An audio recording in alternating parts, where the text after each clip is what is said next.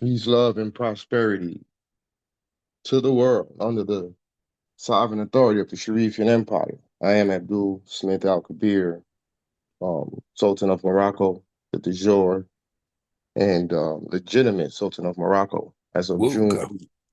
2025, 2024. Um, the other good brother over there, he's absolutely fraudulent and has no standing in Moroccan law. Today is December 14th, 2025, and we'll be sharpening swords today. Um, we're going to be taking a look at the Act of Algeciras, another bits of information that lines up with that treaty. Um, who, who, and what is that treaty talking about? That's a question for the floor.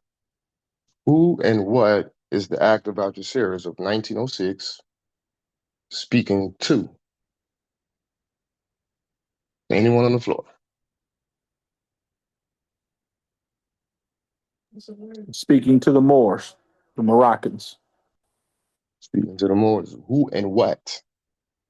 So the who, you said the who, and what's the what? What is it talking to?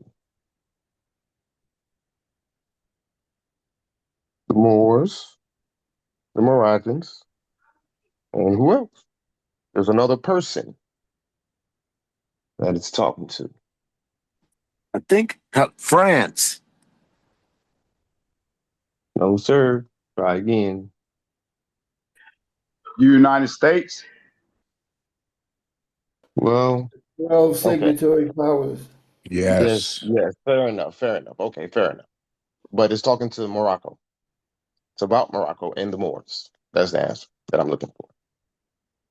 Right? It's talking to us in our country. We lost you, Sultan. What was that, good brother? Um, yes, it's talking to us in our country. It's speaking to our what? Responsibilities and obligations, and how certain things transpired in modern history according to world affairs because of this treaty. What other treaty shaped international policy in the early 1900s? Treaty of Fez. Correct. Which follows the Act of Algeciras. We'll do the Treaty of Fez upon completion of the Act of Algeciras, or possibly even in between. There's a lot of ground cover. So this book is called the 10 Years of Secret Diplomacy. We're not going to read through the book, obviously, but we'll take a look at the forward, and then we'll take a look at um, the um, the contents, right? So you can see what and who they're talking about. Um, the full title, 10 Years of Secret Diplomacy, An Unheeded Warning, being a reprint of what? What has it been what was the reprint of? What does it say? Morocco in diplomacy. Morocco in diplomacy. Islam. When did this book come out? 1912. Yeah, So we're not 1912. talking about, so therefore we're not talking about what? The kingdom. There you go. So then if we're not talking about the kingdom, then what are we talking about? The empire. Islam. Mm-hmm. Whose empire? Moroccans. The Who are the Moroccans. Moroccans? Who are the Us. Moroccans? Us. Our empire. We. We. Who is we? The people of Yeah, the but what type of Empire people? Morocco. Who are they? Moccasins. What are they referred to? What are they referred to in U.S. Moors. Moors. Moors. jurisdiction? Moors, Yes, yes. yes, yes, yes. But Moors. also what are they also referred to in U.S. jurisdiction? Moorish Negro, black, subjects. and colored. Moorish subjects. Or subjects, politically speaking correctly, but uh loosely speaking, on the block, Blacks. African blacks. American. Those who think that they're Indian, those who now think that they're American, those who now think that they're everything else but Moroccan or Moors, because the Moors are the enemies. So we got to get out of that foolish mindset. Do we have Moors that sold us out? Yes. No different than we have blacks who sold us out. Yes or no? So it's the same people under two different statuses doing the same old thing under two different statuses, as a Moor and as a black man or woman. That doesn't mean that you're not of that culture or so-called race or nationality. It just means that you got some bad apples amongst you that got to be dealt with. No different than what we had to deal with in early October, state of emergency. See, these Europeans, they want to know that we can handle our own. And I think we just showed them, didn't we? All right.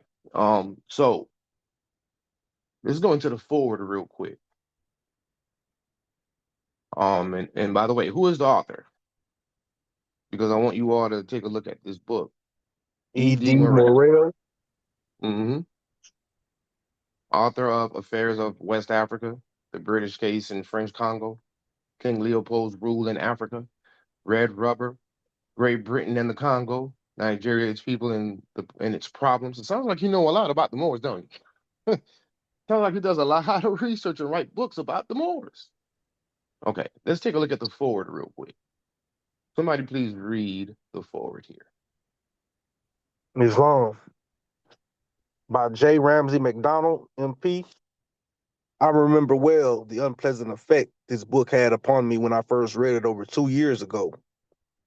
I did not want to believe it, and yet its facts were so authoritative and its conclusions so logical that I had to believe it. No more merciless exposure of the dishonor, which is accepted as honor in diplomatic circles, has ever been made. It is all ancient history now. It may be said, we have our Egypt and France has her Morocco, and the end has justified the means. But the fact is that the events and the policy exposed in this book form an introduction to the present war. The Morocco affair slammed the doors in the faces of the peacemakers in Europe. What Morocco affair? The Treaty of Fez with France. That's what set, that's what caused a lot of problems because France got brand new on the world with all that Moorish authority. One of these classes we'll go over the correspondence in 1913 between France and the United States. Soon after that treaty was signed, they were quick to communicate with and correspond with the U.S. government about their obligations, the United States obligations to the empire through France. You see, and they talk about us, the native Moroccans, so on and so forth. We'll get to that eventually. Continue, brother. I wrote at the time that it looked as though we had ended the policy of French pinpricks in Egypt at the price of an enormous navy in the North Sea and an ultimate, and an ultimate war. The Morocco experience had a most unfortunate influence on the mind of Germany.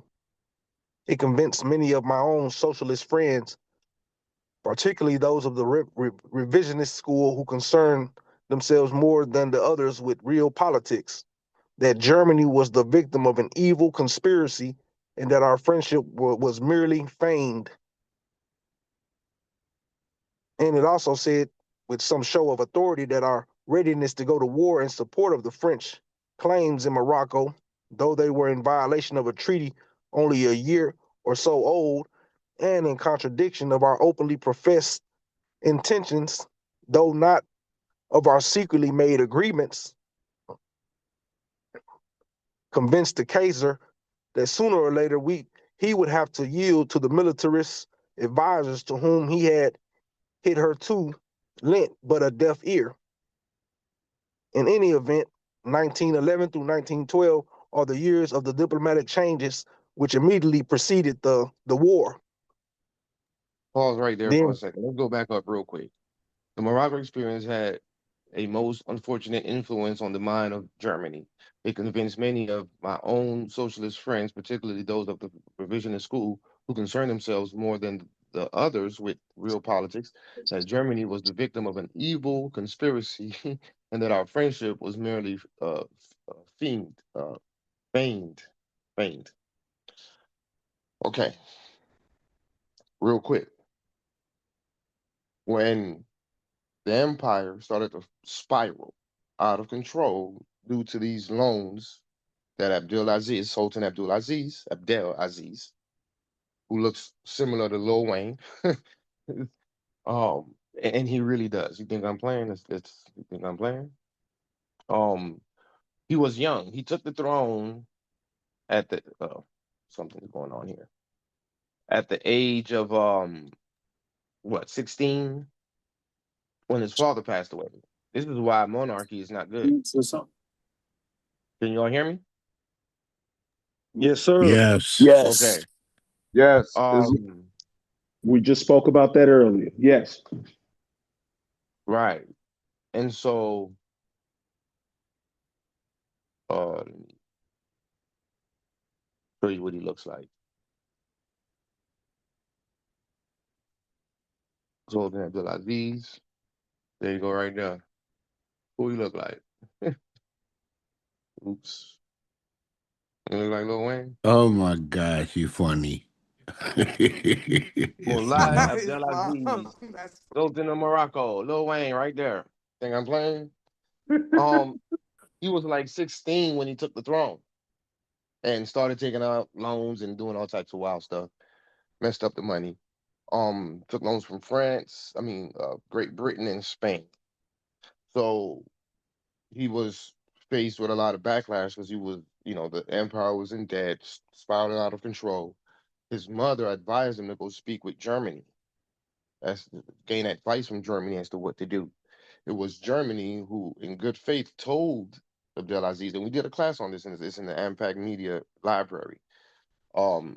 Germany told Abdelaziz to bring back the Moors.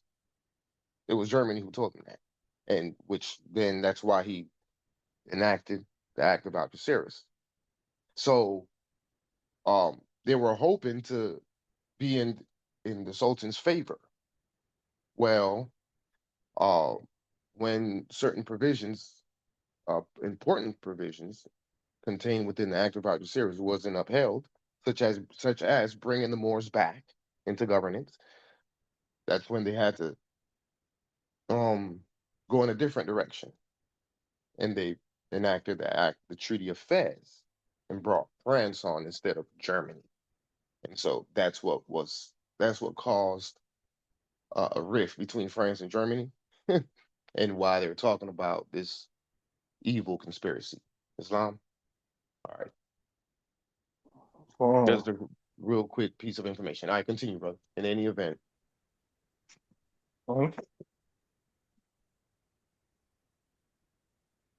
In any event, 1911 through 1912 are the years of the diplomatic changes which immediately preceded the war. Then fate became mischievous and malevolent, and even those who were but onlookers could not help seeing the gathering of the clouds on the horizon. This book explains those years. And the most strikingly dramatic part of its revelation, is that the agreements we made with France openly were good and made for peace, whilst those we made secretly were the cause of trouble, ill feeling, and war. This is a most significant circumstance and has an important bearing on the demand of growing strength that secret diplomacy should be done away with.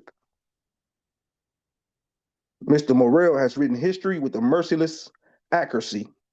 It ought to be read by everyone who is thinking of what the settlement after peace can be, for it reveals a method of government which is as inconsistent with and as subversive to democracy and popular freedom as Prussian militarism itself.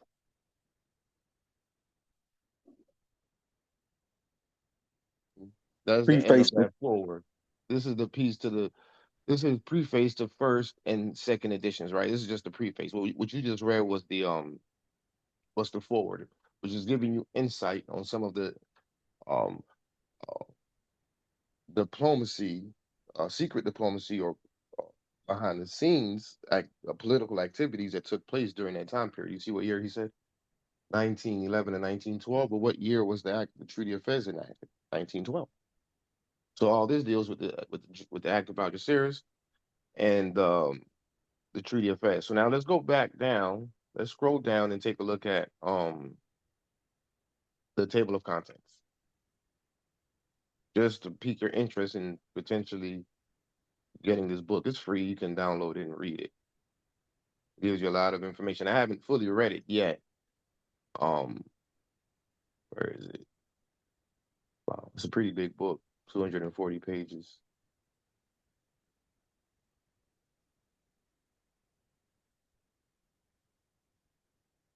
Hmm, Here we are. Contents. Okay. So part two or part one, part one, chapter one is the forward. Uh, let's look at part two, which is on page 7. Britain and Morocco, France and Morocco, Spain and Morocco, Germany and Morocco. You see? Mind you, these are all the signatory powers. Part three, the public law of Europe regulating the international position of Morocco and its violations. What do we see here? The Act of Algeciras. So again, the public law of Europe regulating the international position of Morocco. The Act of Algeciras. The crucial article of the Act of Algeciras. The progressive violation of the Act of Algeciras. See? And then it goes into the antecedents of the Act of Algeciras. French policy towards the what government? Moorish. The Moorish government. What Or years though? 1900 to 1903. Wow. Wow, 19. So please explain the slavery narrative. Because according to that narrative, we was just basically coming out of slavery.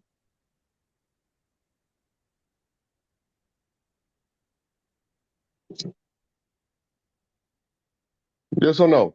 I mean, yeah, in the 1865 is when, but we were still had remnants of it all the way up until the early 1900s. Yes or no? Supposedly. Right. And this was before Noble Drew Ali came out with the Holy Canaanite Temple. That's right. That's even Islam. before Noble. So you think Noble was the only one who knew about the Moorish government? This says otherwise. This says otherwise. A lot of people knew about the Moorish government in 1900, 1903, 1905, 1906, 1880, 1890, even 1865, 1856. AG, what's that treaty? The treaty, the British Morocco Treaty, or Morocco British Treaty of 1956, where Her Majesty of Great Britain is petitioning the Sultan to not allow the Moorish government to interfere with her British subjects who were Moors who were naturalized? Yes or no, AG? You know, this is, we just fell out of power. It's been over, just been barely 100 years. Mind you, it started in 1492. November 25th, 1492 is when it all started. It all made its way, it started to make its way over here. Because after the fall of Granada, Who came over here messing around 6 months later? Christopher Columbus. Columbus. You know. And not even to the mainland. And the Algeciras attempt to partition Morocco with Spain, 1900-1903. The Anglo-French Declaration of April 1904 and its secret articles. Now, mind you, too, a lot of these so-called Anglo-French and Franco-Spanish, the people that represent these nationalities, don't get it twisted. They may not have been pale white people per se. The original Anglos are more, right? And this is again early 1900s. The miseducation is real, Moors. The Franco-Spanish Declaration of October, right? French, France and Spain. I believe this declaration is dealing with the Spanish protectorate because you had the French protectorate as well as the Spanish protectorate. Summary of the events of 1900 to 1904, and reflections thereon. Germany's acceptance of French assurances. The calm before the storm. Where else have we heard that? Okay. So I just wanted to point some of these points. How France, with British concurrence, tore up the Act of Algeciras, and how Spain followed suit. You see? All right. So this is the 10 years of secret diplomacy that I implore you to take a look at. As you see, there's some very interesting information dealing with us, which they refer to as the Moorish government. Now, if you're a black man reading this or looking at this, you're not going to see yourself in it. That's why it's important to know thyself. All right, let's go into the expatriation document. So, what do we see here? Mr. Phillip, who's a diplomat at the American legation as a chargé d'affaires, and he's corresponding to Mr. Root, the Secretary of State, August 3rd of 1906. You see? Remember the Moorish government between 1900 and 1903? Well, 1906 ain't too far, is it? Right? Okay. American legation, Tangier, August 3rd, 1906. What do you all recall what the American legation is? Can someone uh, remind the class what the American legation is?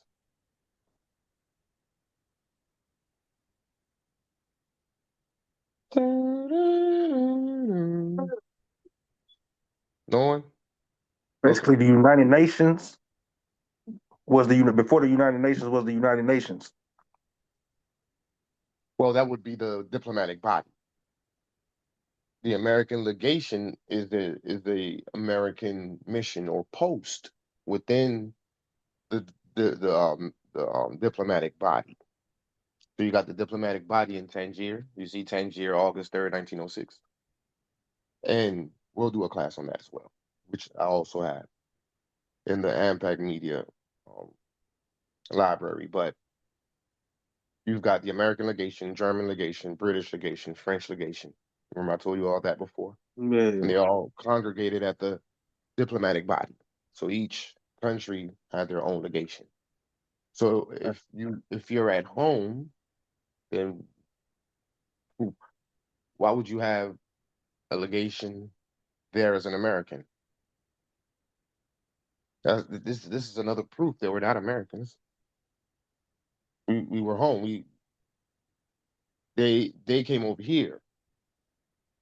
So they, in order to oversee and supervise all the states, the Sultan had all of them posted up in Tangiers with their respective legations. So all the signatory powers had a legation. German legation, British legation, so on and so forth. Germany's legation had the big plain red flag on top of its building. That's the Empire of Morocco flag. We did a class on that before. So you got Mr. Phillip, who is the Chargé d'Affaires, corresponding to Mr. Root. We went over this, but it's always good to be redundant with this uh, specific document because it's, again, 1906. So Mr. Philip, Charge d'Affaires, is in Tangier, Morocco, at the diplomatic body, right? Um,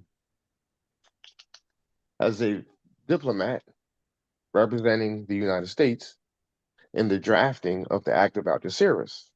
You follow what I'm saying?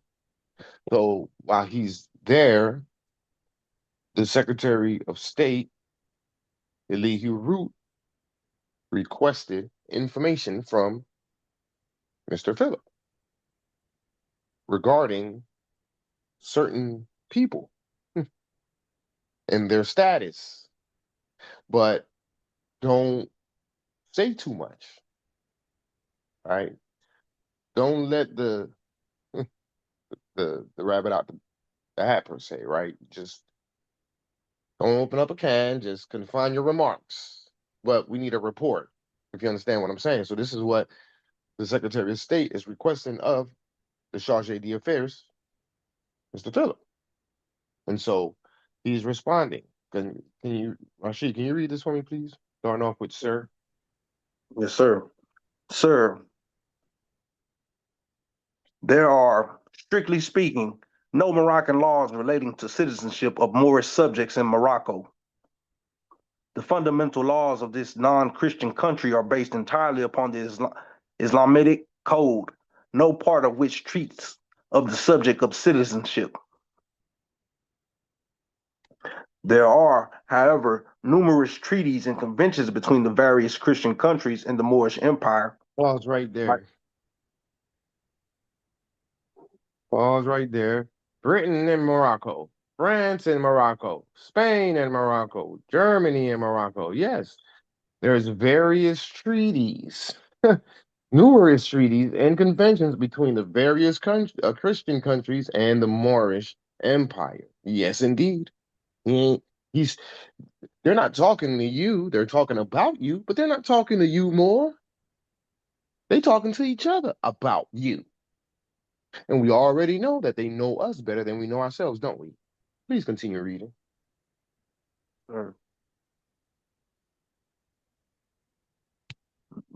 By means of, let me see, there are, however, numerous treaties and conventions between the various Christian countries in the Moorish Empire, by means of which citizenship in this country is defined.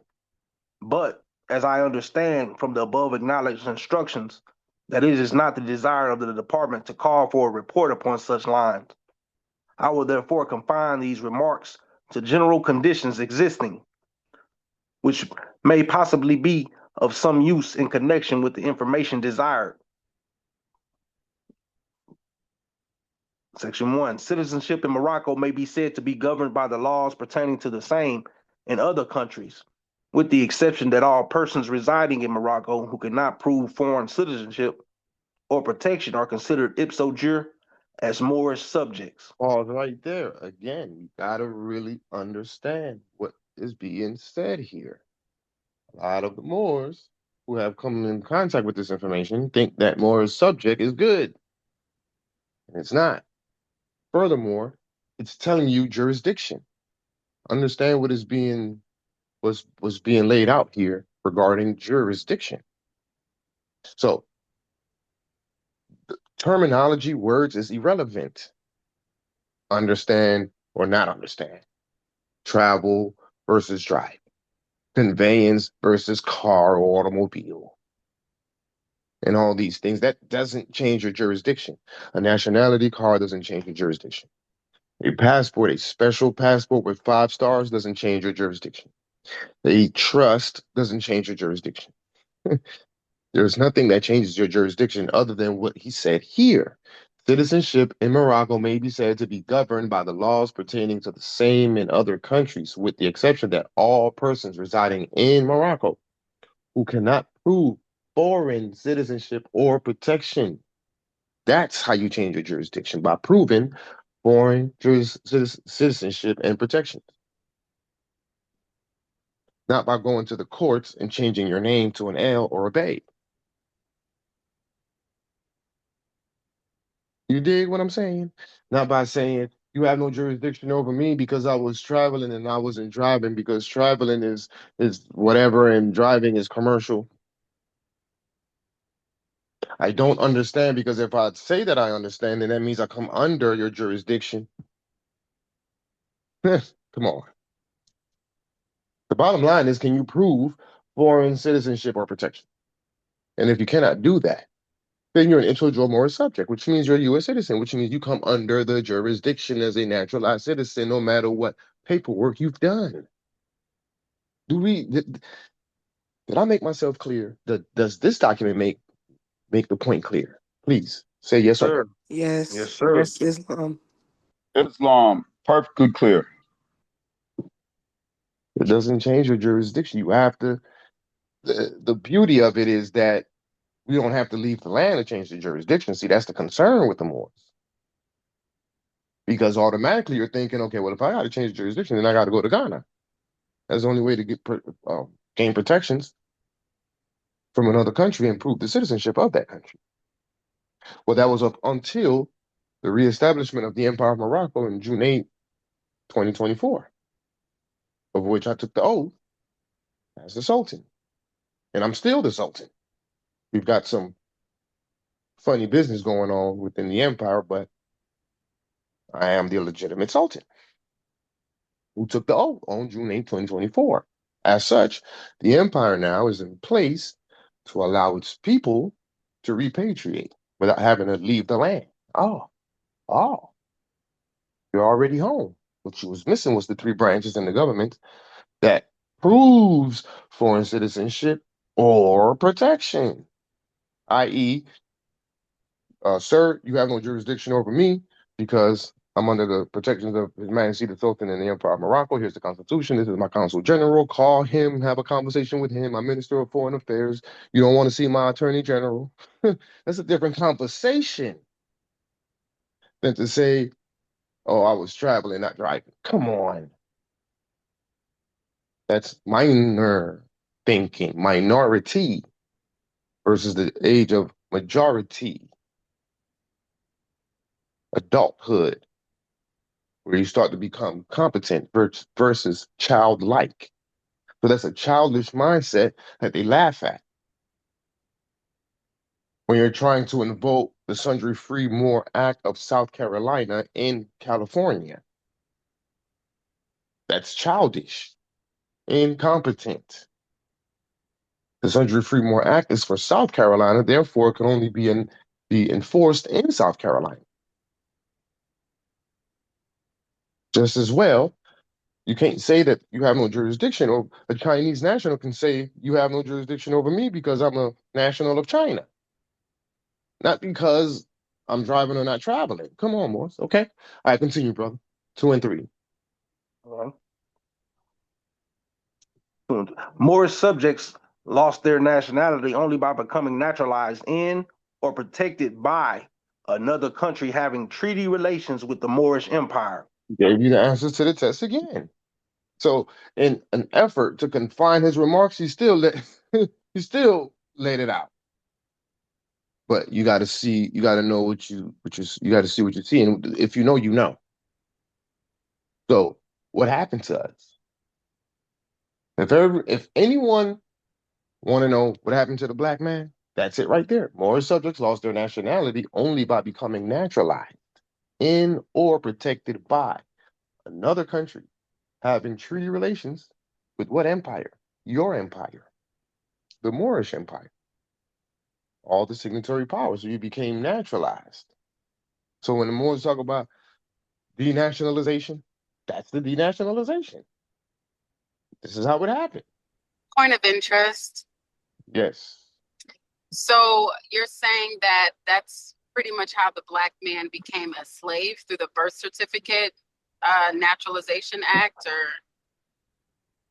Well, I wouldn't say a slave. I mean, because they say the birth certificate is, it represents us as chattel. So, I mean, is that all the same?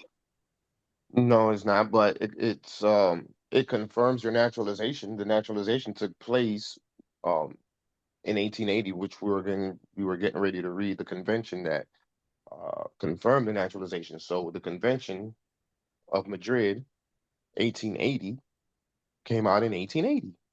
Well, the Naturalization Act of the United States, Federal Legislative Act, came out in 1870. So 10 years later, it confirmed it, but gave you an opening to come back home. But in terms of the word slave, we're not slaves. We've never been. We never have. We are slaves to ourselves. We're slaves to hatred.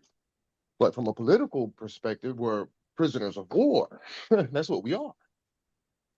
Got You it. know, Got it. That makes we're, sense. yeah, we're prisoners of war. Where the Negro is languished in the corners of American society, where he finds himself. Now, see, there's a distinction. He's languished in the corners of American society, where he finds himself exiled, political, political word, political prisoner, exiled on his own homeland. Martin Luther King told us that. We're prisoners of war. Yes, I remember that. Mm-hmm. We're exiled on our own homeland, languished in the corners of American society. The Wizard of Oz. So the birth certificate confirmed it. Now, are they usurping finances from us, our wealth, through those instruments? Yes. Right? But we're still not. That's part of the um, political of war status, not slavery per se. And this is what I was saying earlier when we were looking at that book, The Moorish Government between 1900 and 1903. That totally kills the whole slave narrative. I was talking to this white guy the other day, and I was shocked for him to tell me, yes, the slaves, the white slaves were Slavs. I was like, what? You know about that? Slavs, those are the real slaves. Slavs. I'm like, huh? He threw me for a loop with that one. I'm like, man, what Moorish American have you been talking to? Because that's the only people that talks about that I've ever heard speak on Slavs being slaves. Obviously, that it's somewhat common because he's not one of those types of white guys, but I mean, he is pretty sharp. So, I could tell that he studies. Um, I I don't know. It just blew my mind for him to say that because I've only heard Moors speak that way, you know. Um, so yeah, I hope I answered your question regarding that. But this is how we lost our nationality. Is by becoming naturalized. That's it. Period. And is there a Oh, way to undo that? I mean, obviously by coming back, but to the okay. empire, right? You got a soothing voice. Do me a favor. Read Article 15, please. I'm driving. Oh, snap. I'm in the Okay. car. Yeah. Okay, well, I'll Sorry. have Rashid or someone else read it, and then we'll get back to your question. And I got it. I'll read it. Thank you. this may answer your question. Okay. Thank you. Article 15. Any subject of Morocco who has been naturalized in a foreign country and who shall return to Morocco shall, after having remained for a length of time equal to that which shall have been regularly necessary for him to obtain such naturalization, choose between entire submission to the laws of the empire and the obligation to quit Morocco, unless it shall be proved that the empire unless it shall be proved that his naturalization in a foreign country was obtained with the consent of the government of Morocco. Foreign naturalization heretofore acquired by subjects of Morocco, according to the rules established by the laws of each country, shall be continued to what they say, Sultan? To them, to them, to them. Oh, to them as regards all its effects without any restriction. And finish that last sentence. The above ruling has never yet been acted upon, and Say that should again. Say that again. the above ruling has never yet been acted upon, and, Continue. and should this at any time be contemplated seriously, a large number of naturalized people, American and others residing in Morocco, would be affected thereby. Islam. Hold right there, good brother. Excellent. First of all, let's say No, let's look at what it says here. It was established. So let's go back. More subjects lost their nationality only by becoming naturalized in or protected by another country having treaty relations with the Moorish Empire. It was established. Your question, sister. It was established by the Convention of Madrid, concluded July 3rd, 1880, as follows. See, so the naturalization was established by the convention.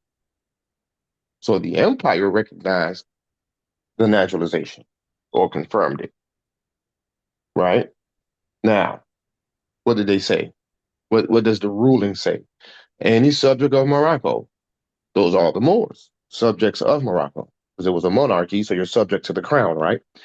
Any subject of Morocco who has been naturalized in a foreign country, United States of America is an example, and who shall, or Spain in my case, and who shall return to Morocco shall, after having remained for a length of time equal to that which shall have been regularly necessary for him to obtain such naturalization.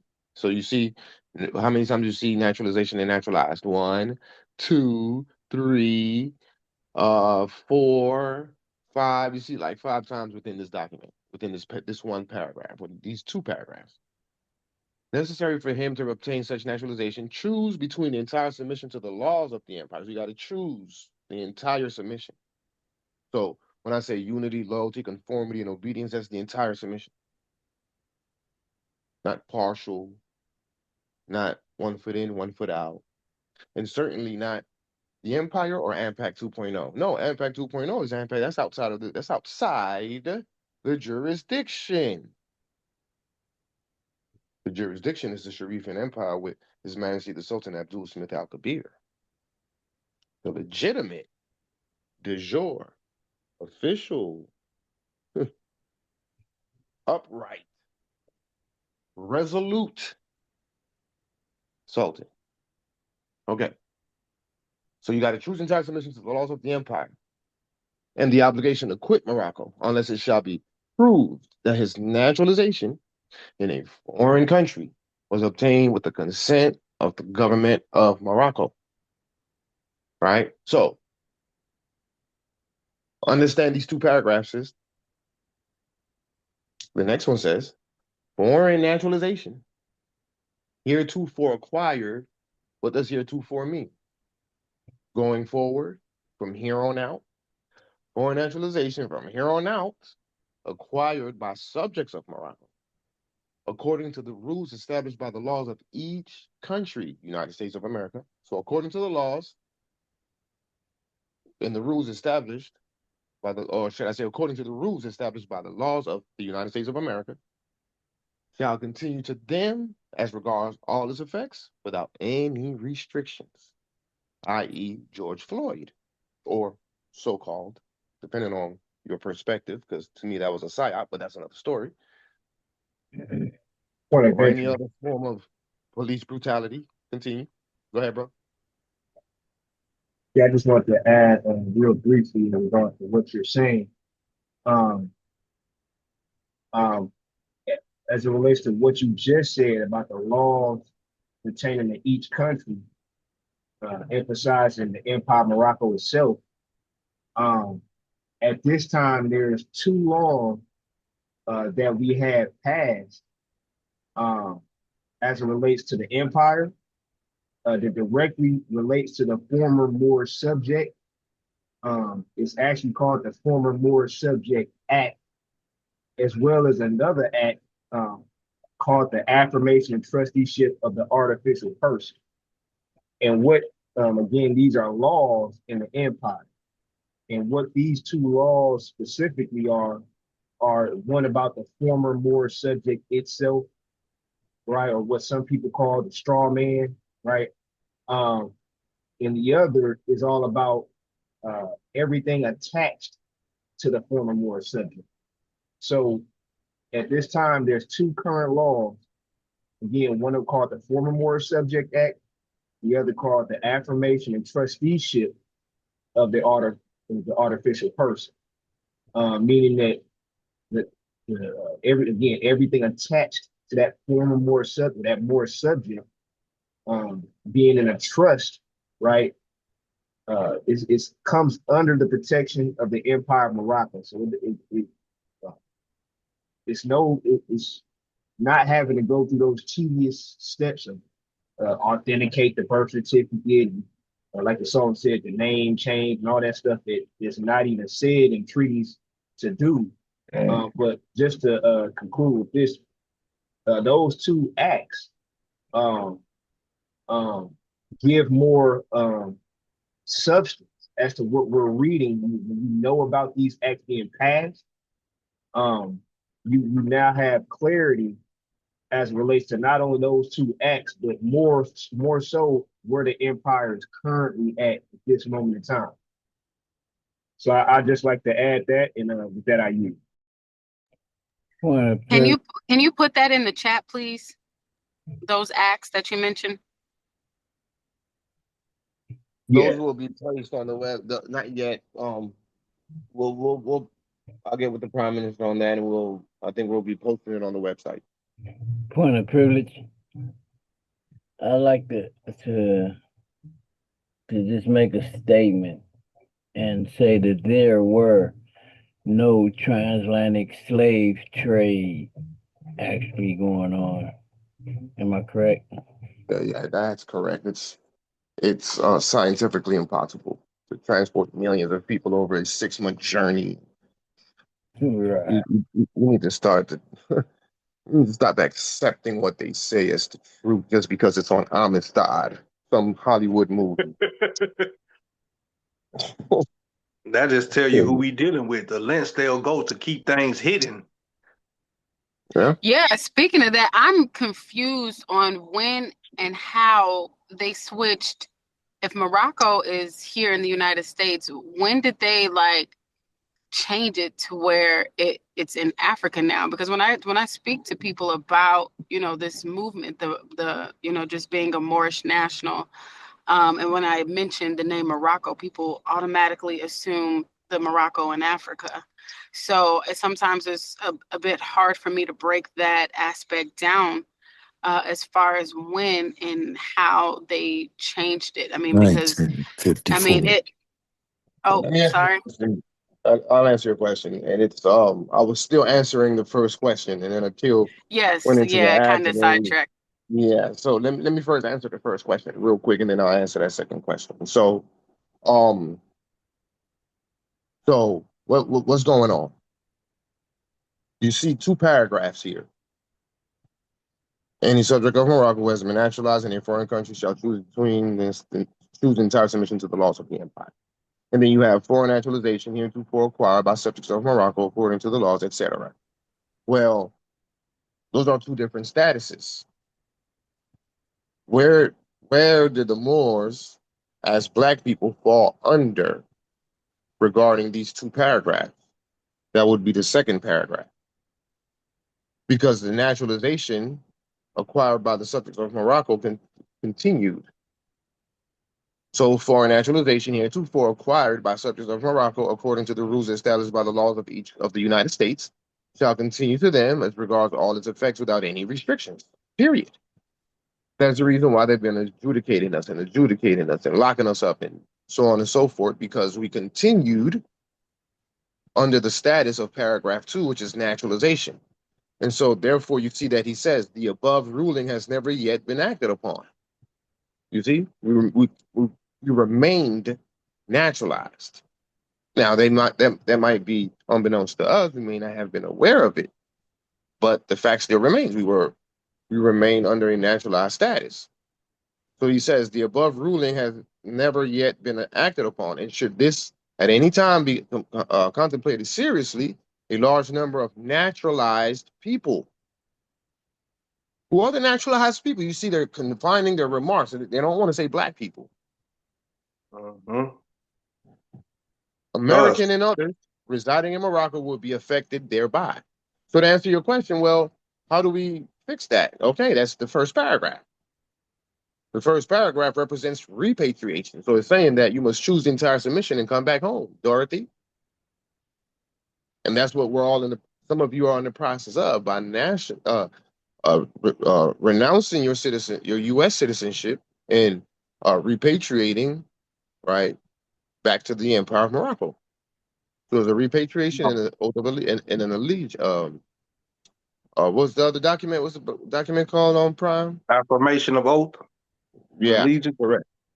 Of affirmation of oath and allegiance to the Empire of Morocco. So that's in line with citizenship in Morocco may be said to be governed by the laws pertaining to the same in other countries, with the exception that all persons residing in Morocco who cannot prove foreign citizenship or protections are considered ipso jure as Moorish subjects. So now we'll be able to prove foreign citizenship or protection by way of the Constitution of the Empire of Morocco, which is in line with the first paragraph. So now the above ruling is now being acted upon, which means now they cannot continue their jurisdiction because now they're going into what's called extraterritorial jurisdiction because they have no jurisdiction. So all of you who haven't done so yet, your job, your obligation, in order to come out of their jurisdiction, is to return back to the empire by choosing the entire submission. So you can't be halfway in, halfway out. The entire submission. Okay. So what is it going on to say? Residence in foreign parts does not affect the nationality of Moorish subjects, and the Moorish government has no means of protecting its subjects for permanently residing in other countries. So you had the Moorish government had subjects permanently residing in other countries, with the exception of a so-called Moorish consul at Gibraltar and a Moorish agent at Cairo, Egypt. So, sister, when you ask the question that you asked, that is Morocco. All those lands is Morocco. That's where Tangier was. But Morocco, the Empire of Morocco, you have to go back and look at the chapter 47 of the Circle 7 Quran. It goes from Africa all the way to the west. But really, from the west all the way to Africa, it started here. This is the ancient civilization. This is the motherland, what they call so-called America. It's the motherland. Everything started here. This is Tartaria. And it expanded into the east. And then it started to fall in the east, and in the fall ended up in the west. So it started here, ended up in the east, and then you had the fall of Andalusia, the fall of Granada, which then made its way all the way to the west with Christopher Columbus. And then so it started in the west and it fell in the west and it's rising back up again in the west. Al-Maghrib al-Aqsa. So now to answer your question, that was the Treaty of Fez. So the Treaty of Fez of 1912 gave France a certain authority over the empire, which established the French Protectorate. In 1956, the Sultan Mohammed V, in an effort to come out of that treaty per se, he had to reestablish a new country, which became the Kingdom of Morocco in 1956, and took that small territory as its territory. So he abandoned the empire and established a new country to establish a new regime, or a so-called reemergence. This is why it's like their Independence Day, because they were able to um, uh, dissolve the Treaty of Fez by making that move. But these were the Arabs who did it, the Alawite dynasty. This is how it ended up as the Kingdom of Morocco as of 1956. Previous to that, it was always the Empire of Morocco up until 1956. But between 1912 and 1940 and 1956, it was under French rule, under what's called the French Protectorate. And that's what Mohammed V, which is now King Mohammed V, sought to um, dissolve, which is the Treaty of Fez, because it put the Empire of Morocco. They, as you've seen in the forward of that book, the 10 Years of Secret Diplomacy, they basically were disregarding the provisions and the laws established within that treaty. So they put Morocco in a colonial status. They colonized Morocco, utilizing that treaty. They even exiled the Sultan. All kind of stuff happened. It was crazy. So that's what happened. So he sought the so-called independence from the French protectorate by establishing the Kingdom of Morocco in 1956, and took over that little um, territory up there in what is it like Northwest Africa. But before, it was still part of the empire, right? That's where the diplomatic body was in Tangier. But again, it was a vast empire. So you can have the Sultan, uh, the University of Florida, Tampa, University of Tampa. If you look that building up, it was once before it was the university, it was the Sultan's palace. So just because you had Rabat or Fez or Tangier over there doesn't mean that the Sultan wasn't also over here. They're not going to talk about it out loud about what's going on in the West. They always focus away from here. They'll never tell you that the University of Tampa was once the Sultan's castle or palace. But when you look at the building, you can tell it's got all the signatures on it. So that's to answer your question. So whenever that comes out again, sister, that's what you tell them. That it's as of 1956. That's why earlier I asked, when was the Treaty of Fez? When was Morocco established? Because as you see, the book said Moorish government in 1900 to 1903, right? And it was talking about Morocco.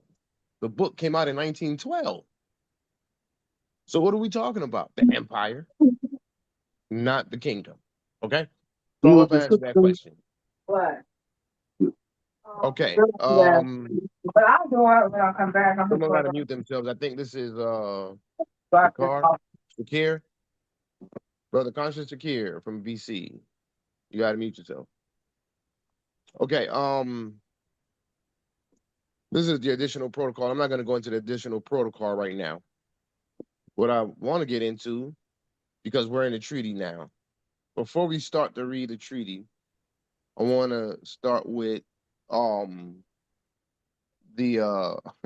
the reasons for the treaty, which is contained within the proclamation written by President Roosevelt, and I'm going to show you another interesting connection as it relates to the expatriation document. Okay, so can I get a reader to read this proclamation? Islam, I'll go ahead and read it. And whereas the said General Act and additional protocol were signed by the Plenipotentiary of the United States of America under reservation of the following declaration. Quote, the government of the United States of America, having no political interest in Morocco and no desire or purpose having animated it to take part in this conference other than to secure for all peoples the widest equality of trade and privilege with Morocco and to facilitate the institution of reforms in that country tending to ensure complete cordiality of intercourse without and stability of administration within for the common good, declares that in acquiescing in the regulation and declaration of the conference and becoming a signatory to the General Act of Algeciras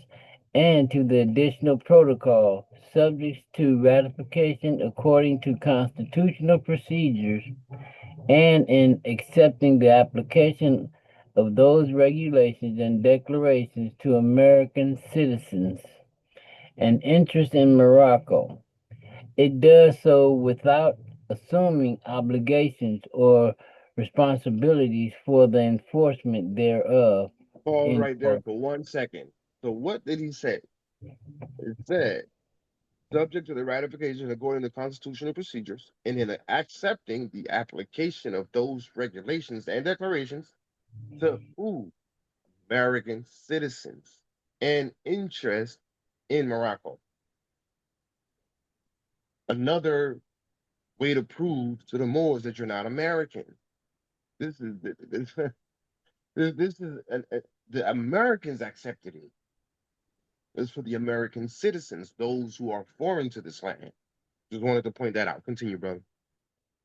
And whereas in giving its advice and consent to the ratification of the said General Act and additional protocol, the Senate of the United States resolved, quote, as a part of this act of ratification, that the Senate understands that the participation of the United States in the Algeciras Conference and in the formulation and adoption of the General Act and Protocol which resulted therefrom was with the sole purpose of preserving and increasing its commerce in Morocco, the protection as to life, liberty, and property of its citizens residing or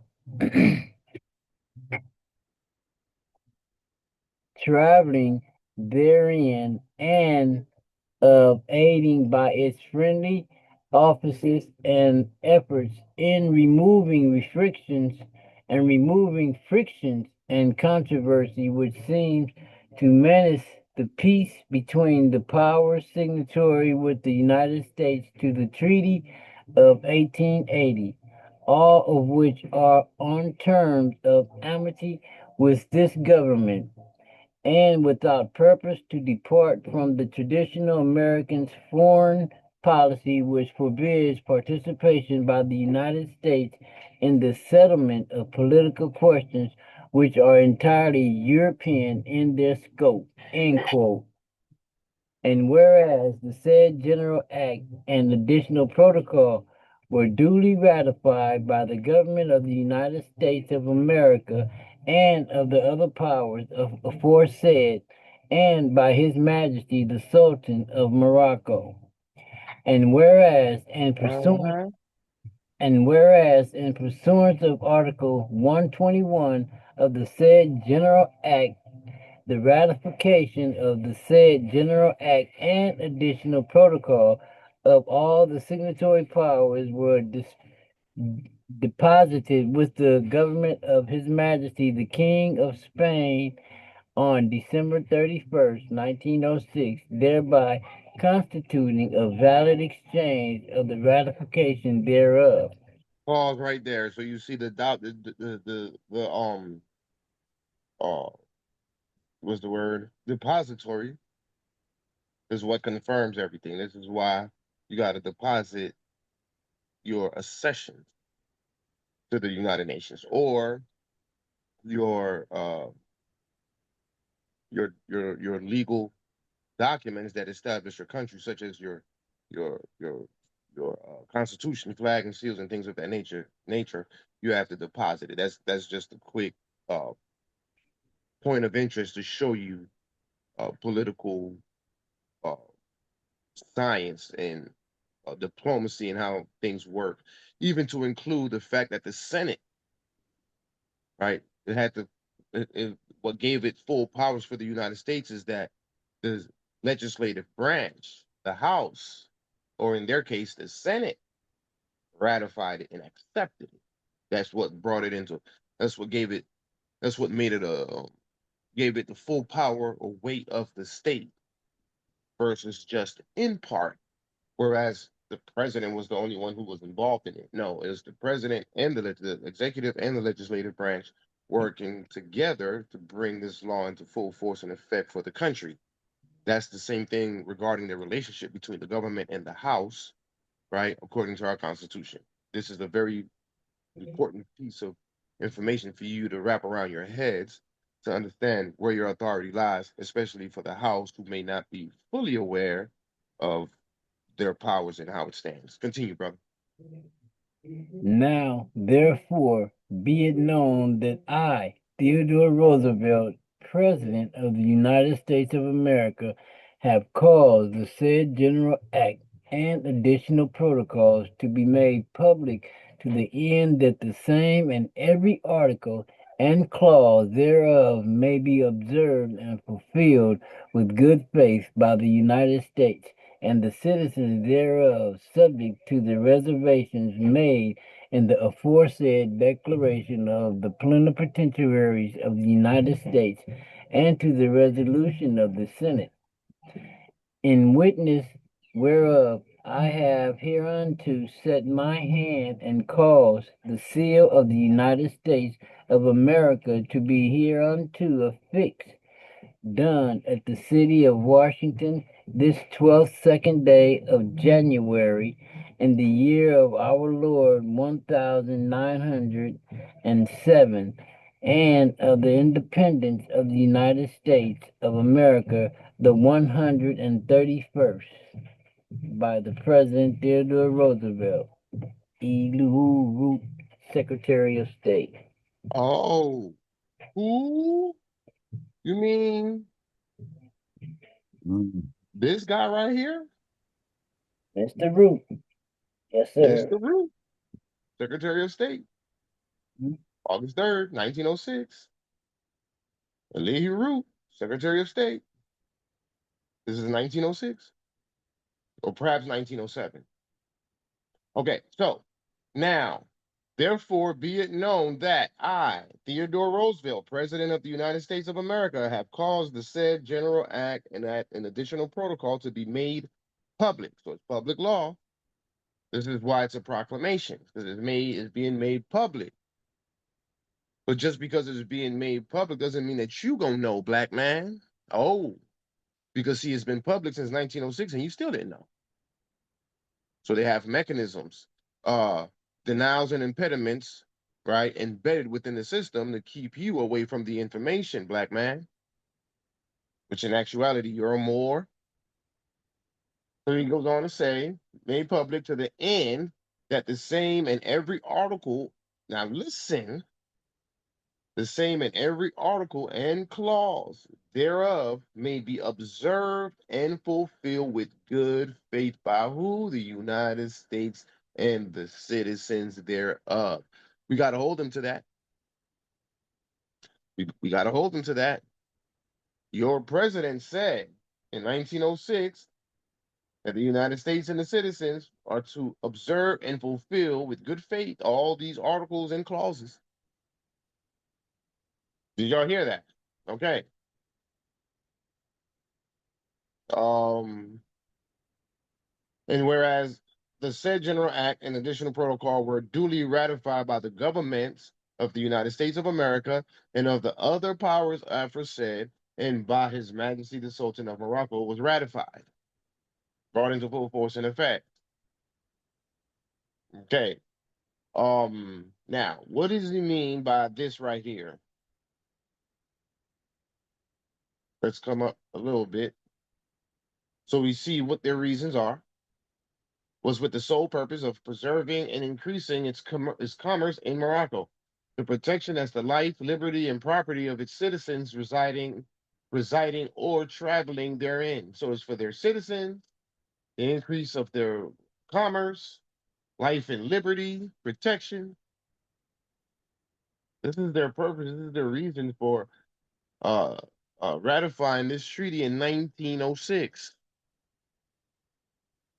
1906. Then he goes on to say,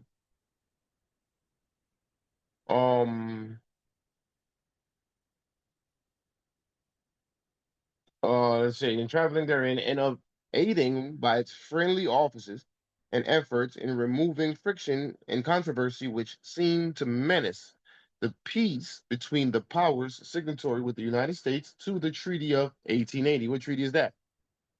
The Treaty of Madrid. So you see how the Treaty of Madrid, you see how they spoke on the Treaty of Madrid in the expatriation document? Why do they keep talking about the Treaty of Madrid of 1880?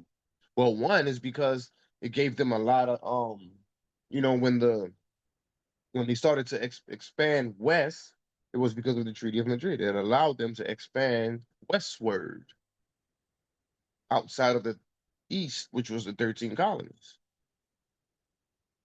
So and it also allowed them to hold property within the Empire of Morocco, not own, hold, which was also uh, reaffirmed in the Act of Algeciras. They were given, they were allowed to hold property. So they love the Treaty of Madrid, but they hate Article 15.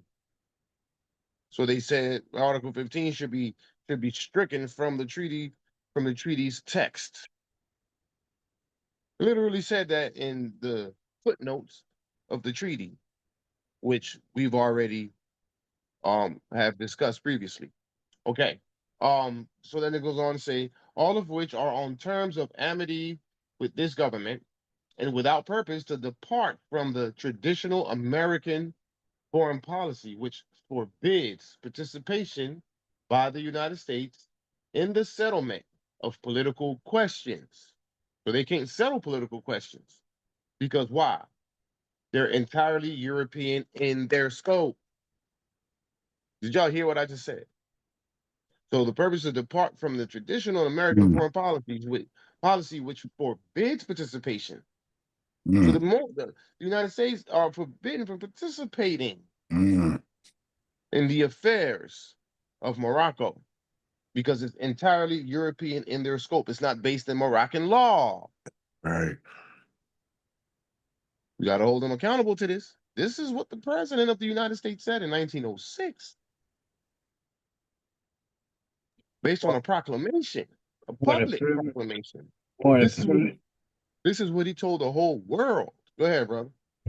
And what the Sultan is letting you guys know, this is why they never wanted us to know that we were Moroccan. Not you. Negro, black, colored, Indian, Olmec, Hebrew Israelite, Crips, Bloods, Black Panther, RBG, Black Liberation Army, Crip Blood. Call yourself whatever. Just don't call yourself Moroccan. Mason, Baptist. Call yourself whatever. Whatever you desire, sir. But stay away from what we're showing you in these Shriner parades, in these various Shriner presentations. Stay away from that because that's your culture that we're adopting and practicing while you are thinking that you're something else and someone else. You want to go back to Africa? We'll help you, right? Be whatever you want to be. Just don't be Moroccan. Just leave that fez and that turban alone. Point of privilege again. And wasn't it stated in the Christian Black Codes, the Europeans were actually forbidden to tell you who you were, to even think about telling you who you were. I Mhm. think they would be killed if they did, or something to that nature. I you. Yeah, that's correct. That's correct. Because they knew that the Europeans are dirty. Listen, man, not all Europeans are bad. I think Django proved that to you. That that European man died for Django, man, and Broomhilda. Remember all those so-called slave movies? You always got some white dude who's helping. You had the white girl who came up to Malcolm. I love what you're doing. Can I help? No, this fight is for our people and our people only. And then years later, he regrets it. In case you didn't know, he spoke on that. I regret not rejecting that white woman. She could have been a great help to me. But that was the difference between the Elijah Muhammad uh, uh, cult fellowship J. Bay Malcolm X versus the um, more mentally expanded Il Malik Shabazz, who now sees it for what it really is. Because it was a white Frenchman who told him that you left home, which is Morocco. So that's why we have a designation for citizens of Morocco to protect those who are of other nationalities who want to assist the empire. They shall come under the protections. I Point, think that's fair enough. point of privilege again. Oh, When Yes. Il Malik Shabazz went to Africa, he found out that there were Europeans that were helping, and I think they were I forgot the whole term of it, but yeah, he found out Europeans was not all bad. That's what I'm saying. That's why he regretted rejecting that young lady in earlier years when he was under the spell, the J base spell of Elijah Muhammad. Remember, every word out of his mouth. Well, the Honorable Elijah Muhammad told us. You see? Same thing. Personality, cult fellowship. That's what Impact 2.0 got going on. He is their political father. He is their political daddy. Okay, good brother, could you please read the General Act of the International Conference of Algeciras, signed April 7th, 1906? Let's begin this read. From In the Name of Almighty God, His Majesty the Emperor of Germany, King of Prussia, in the name of the German Empire, His Majesty the Emperor of Austria, King of Bohemia, etc., and Apostolic King of Hungary, His Majesty the King of Belgium, His Majesty the King of Spain, the President of the United States of America, the President of the French Republic, His Majesty the King of the United Kingdom of Great Britain and Ireland, and the British dominions beyond the seas, Imperial of India, etc. His You mean Majesty emperor, emperor. Emperor, yes, seas of Emperor in India, etc. His Majesty the King of Italy, His Majesty the Sultan of Morocco, Her Majesty the Queen of the Netherlands, His Majesty the King of Portugal, and the Algers, etc., etc., etc. His Majesty the Emperor of all the The Russias. emperor. Yeah, I keep messing that up. His Majesty the Emperor of all the Russias. His Majesty the King of Sweden, inspired by the interest attaching itself to the reign of order, peace, and prosperity in Morocco, and recognizing that the attainment thereof can only be effected by means of the introduction of reforms based upon the triple principles of the sovereignty and independence of His Majesty the Sultan, the integrity of his domains, and economic liberty without any inequality. Having resolved upon the invitation in His Sharifian Majesty, the call together a conference at Algeciras for the purpose of arriving at an understanding upon the said reforms, as well as examining the means for obtaining the resources necessary for their application, and have appointed as their delegates plenipotentiary the All right following. there. All right there. So let's go back up a little bit. See all these signatories? Yep.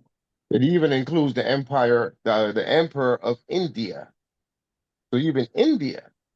See, some of these were either signatories or present during the signing, which uh, I'm not sure the strength of the status, but you were present. So even though your signature may not appear on there, there's something to say about your presence. Because otherwise, why would you be there? And mentioned at that in the treaty. So, like the Emperor of India is an example. So you see, these are all the Sweden, Russia, all the Russias, emperor of all the Russias. That's when they used to be the USSR, right? The Queen of the Netherlands, India, King of Italy. Look at that. Uh, His Majesty the King of the United Kingdom of Great Britain and Ireland and of the British dominions beyond the seas. Come on, man. That's all. That's all. That's the empire. They're all within the empire. The Emperor of Germany, Russia, right? Austria, King of Bohemia, the King of Bohemia, and the Apostolic King of Hungary. So Hungary, Belgium, Spain, or Belgium, the French Republic, United States, right? These are all the signatory powers. Ireland, okay. Just wanted to point those out. Now we're going into we're going to reaffirm the signatory powers again. Continue, brother. Excuse me. His Majesty the Emperor of Germany, King of Prussia, in the name of the German Empire, Mr. Joseph D. Radowitz, I think that's how you pronounce this, Radowitz, his ambassador, extraordinary and plenipotentiary to his Catholic Majesty, and Christian Count of Tattenbach, his envoy extraordinary and minister plenipotentiary to his very faithful Majesty, His Majesty the Emperor of Austria, King of Bohemia, etc., and Apostolic King of Hungary, Rudolph, Count of Welscherheim, his ambassador extraordinary and plenipotentiary to his Catholic Majesty, and Leopold, Count Bolistic Kazarodic,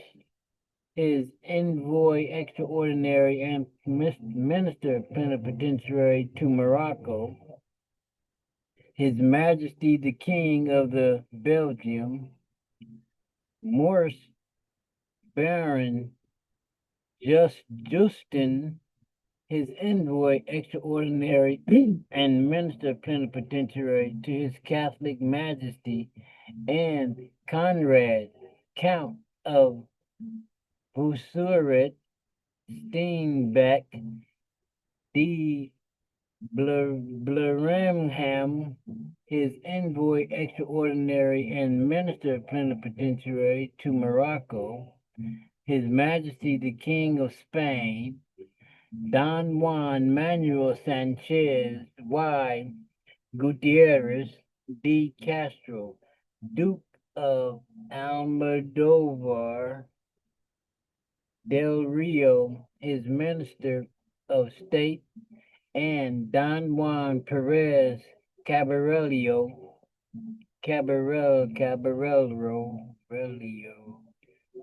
Y. Fier, his Why, for your information, that where it says why, that means that's really E. It's pronounced E, and it means and, like A and D. So it's Don Juan Perez Caballero and Ferrer. And Pharaoh. Yeah. Okay. Thank you. His envoy extraordinary and minister plenipotentiary to His Majesty the King of the Belgians, the President of the United States of America, Mr. Henry White, Ambassador extraordinary and plenipotentiary of the United States of America to His Majesty the King of Italy, and Mr. Samuel R.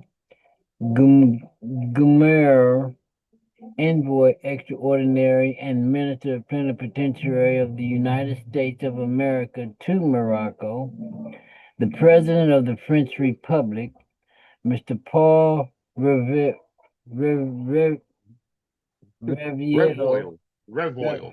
Ravoil, Ambassador Extraordinary and Plenipotentiary of the French Republic to the Swiss Confederation, and Mr. Eugene Regnault, Minister Plenipotentiary, His Majesty the King of the United Kingdom of Great Britain and Ireland and of the British Dominions beyond the seas, Imperior of India. Sir Arthur Nicholson, his ambassador extraordinary and plenipotentiary to His Majesty the Imperior of all the The Russias. emperor. The Emperor. emperor of all the Russias. I be going so smooth, I keep forgetting. And when you see the word too, like when it says Sir Arthur Nicholson, his ambassador extraordinary and plenipotentiary to His Majesty the Emperor of all the Russias, and like right here it says Mr. Samuel L. Gomeray, envoy extraordinary and minister plenipotentiary of the United States of America to Morocco. Whenever you see that, it means that they're working for that country. So it's to that country, so they're working for that country. Okay. Islam? Okay, continue. His Majesty the King of Italy, Emile Marquez Visconti Venosta, Knight of the Order of the Very Holy Annunciation, and Mr.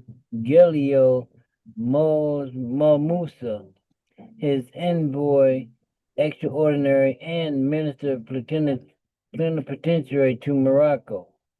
His Majesty the Sultan of Morocco, El Hajj Mohammed bin El Arab Atores, his delegates, and Tangier and Ambassador Extraordinary, El Hajj Mohammed bin Adilis Abdesalam.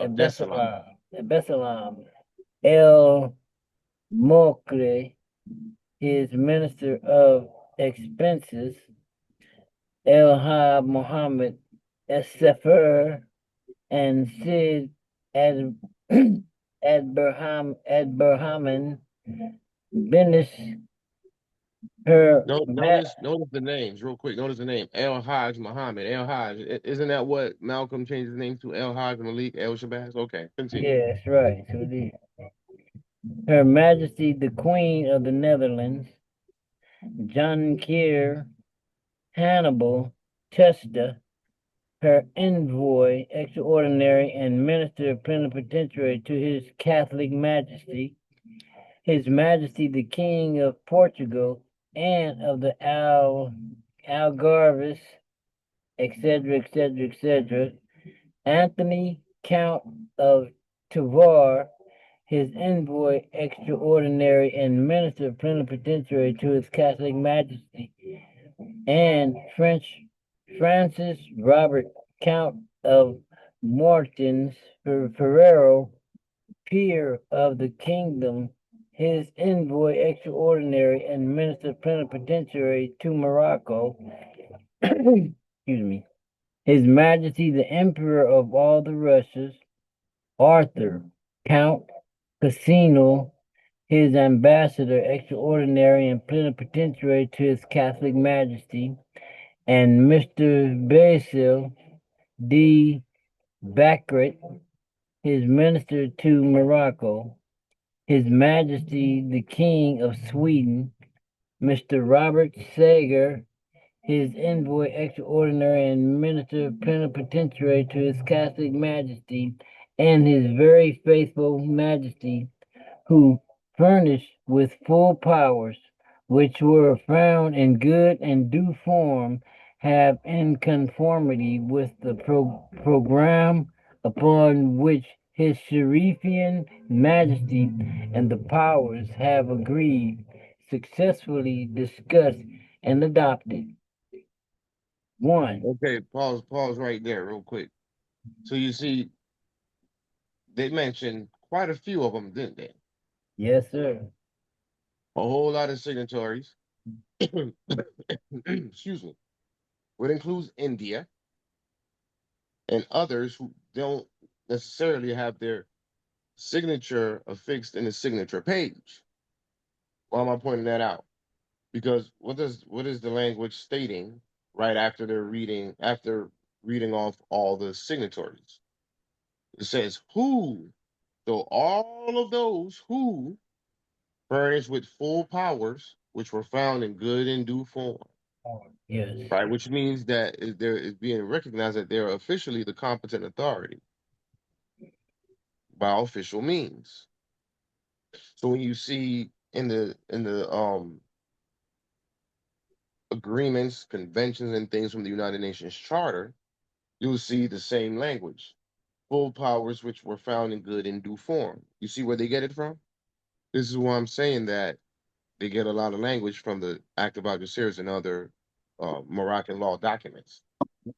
But Point of what I'm interest. also really, hold on a second. What I'm really also Okay. saying here is that all those people or all those countries, though they may not be, their signature may not appear in the signature page, they still come under the jurisdiction of this treaty, just simply based on the fact that their names is on there and what was stated in this paragraph. Who furnished with full powers which were found in good and due form, have in conformity with the program upon which His Sharifian Majesty and the powers have agreed, successfully discussed and adopted. So they all have adopted this as part of their laws.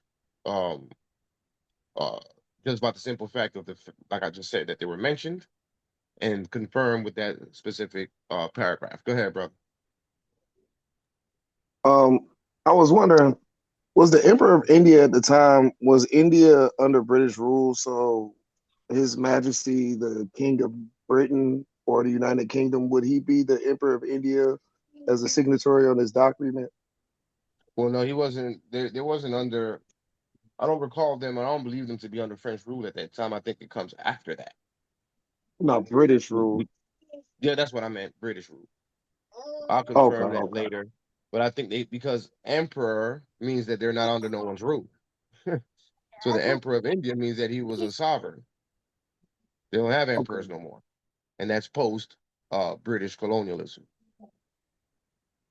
Okay, and remember, in the beginning part of this preamble, what did it say? Um,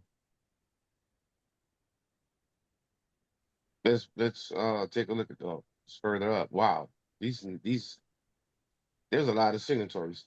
Okay, inspired by the interest attaching itself to the reign of order, peace, and prosperity in Morocco, and recognizing that the attainment thereof can only be effected by means of the introduction of reforms based upon the triple principles of the sovereignty of independence. There's the triple principles. Um, okay, upon the invitation of His Sharifian Majesty to call together a conference at Algeciras for the purpose of arriving at an understanding upon the said reforms, as well as examining the means for obtaining the resources necessary for their application, and have appointed as their delegates plenipotentiary the following. You see? So the Sultan, his Sharifian Empire, invited them, right, to call together a conference at Algeciras for the purpose of arriving at an understanding upon these said reforms. That's the type of power that we have. It was the empire that called all these dignitary powers together. Like, all right, we need to get some understanding here upon these said reforms and the examination of the application of it. And in so doing, I must appoint these delegates, delegate plenipotentiaries. And that's where all these people come in.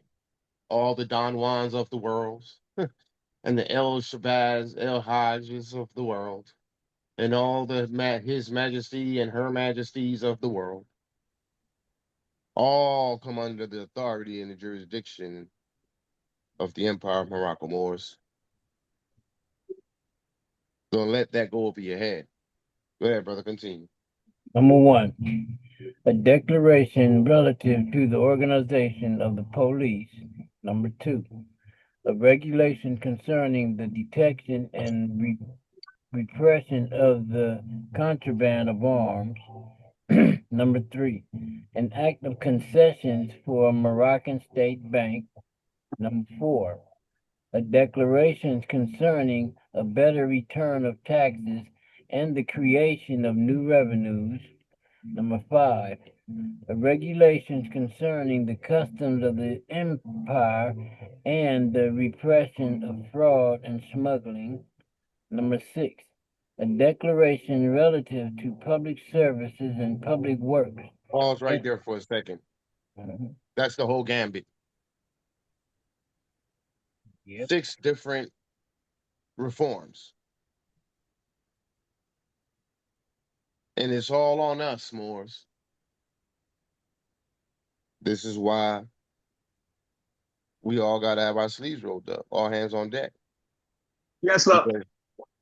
Go ahead, bro. Go ahead, AG. No comments. No comments. Go ahead. I'm sorry. Okay. So we got a declaration relative to the organization of the police. We got to organize the police. We are the police. You'll start to see in a second here. So y'all talking about the popo, you the popo, and you don't even know it. They made you demonize who you are. This is how bad they flipped it on us. They have forked on us. It made us hate who we are. We are the police. We are the dreaded and hated police. It's us who's supposed to go over to Russia and grab Putin and go over to Israel and grab Netanyahu. We have that jurisdiction. Isn't Russia one of the signatories? Israel didn't even exist. It wasn't even thought of in 1906. They come in 1945, 1948. But we the police. A regulation concerning the detection and repression of the contraband of arms. So when George Bush tells Saddam Hussein to put down the weapons of mass destruction, the so-called WMD, when Trump tells Iran to put down their nuclear weapons, they're acting in the place of the Moors. It's us who regulate the detection and repression of the contraband of arms. Weapons of war, weapons of sport. 3, an act of concession for a Moroccan state bank. So the IMF, the International Bank of Settlements in Switzerland, the Federal Reserve, all that comes under the sovereign authority of the sovereign economic authority of the Empire of Morocco, based on the Moroccan State Bank. A declaration concerning a better return of taxes and the creation of new revenues. Look at that. We can create new revenues. Aside from taxing the foreigners. So we get to tax the foreigners and create new revenues. So remember how you got to pay a fee for every ticket that you get? Okay, well, when you reestablish the empire, you can tell the United States, 30% of every one of those tickets goes to the empire. That's how you create additional revenues. Oh. So when you're a black man, that mechanism is a liability. When you become a Moroccan national and the Empire of Morocco, that those same mechanisms become an asset. So at one point it's pulling money out of your pocket, and the next hand is putting money into your treasury. You got to start to course correct our mindsets, right? All the uh, uh, mechanisms established that are alive that stands as a liability to us becomes an asset as the competent authority. Period. Okay? A regulation concerning the customs of the empire and the repression of fraud and smuggling dealing with the ports. So this chapter deals with the with our observance, governance, control, supervision over the Moorish ports, the Savannah port, the LA ports, etc. And that's just not in the United States. What is it, like 7 seas? All those ports. And then 6, a declaration relative to public services and public works. Public services, 911, the DMV, right? The police department, etc. Ambulances. Public works, well, the roads, the highways, the byways. That's the whole gamut. This is what they consider in the treaty the what do you call it? The great enterprise. And it is a great enterprise. Don't be afraid to see the Empire of Morocco as a corporation. The question is, how do you see it? Your perspective, your concept, in the context of what it really is. It's the greatest corporation. It's the biggest corporation that has corporations within it. It's the great enterprise. So it's the umbrella corporation. So you got Coca-Cola, and then you got all these other brands below it that you didn't even know it was Coca-Cola. Coca-Cola is the umbrella, but all the subsidiaries, etc., all the other brands. Well, Empire of Morocco is the major corporation that oversees and governs all the other minor corporations. Who are they? The United States, France, Germany, right? Great Britain, Italy, so on and so forth. They all are in the Empire of Morocco for the sole purpose of uh, commercial activity in Morocco, according to the president, Roosevelt, right? Okay, well, you got to pay to play. You're not here for free. So the greatest corporation, which is the empire, is collecting revenue from all its smaller corporations. And that's why they don't want you to know about this. That's why it's 10 years of secret diplomacy, not public diplomacy, although it's public activity because it's based in law. But they have the mechanisms to keep it private, though it's public. You govern all that, Moors. So it's important for them and for you. It's important to them for you to see yourself as Negro, Blacks, Colored, African American, Moorish American, Indian, American, Hebrew Israelite, anything and everything other than Moroccan, Moorish, the Moorish government, the Moorish authority, the Sharifian authority, the Sharifians. The Sharifians are rising back up. That's a scary proposition.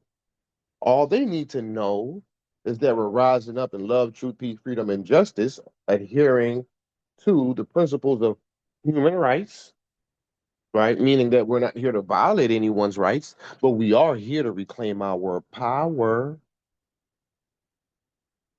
That's scary enough. So the brutality, the barbaric activity of the past, they have no worries with that. We dealt with the karma. We're coming back with clean hands. But what we are going to do is enforce those treaties because according to your president, right? According to your president, in good faith, you must adhere to these obligations, all the articles and all the bylaws, all the what do you say? Articles and not bylaws, but clauses of this treaty. They shall adhere to it in good faith. Yeah, that's all 12 signatory powers. But we have to come into this in good faith as well. We got to learn to love instead of hate, right? So the lower self, revengeful hatred mindset has to go away. It has to go away. And we must ascend into higher self,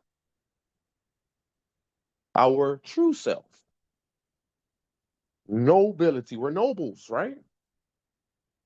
So we have to be humble. We have to be noble.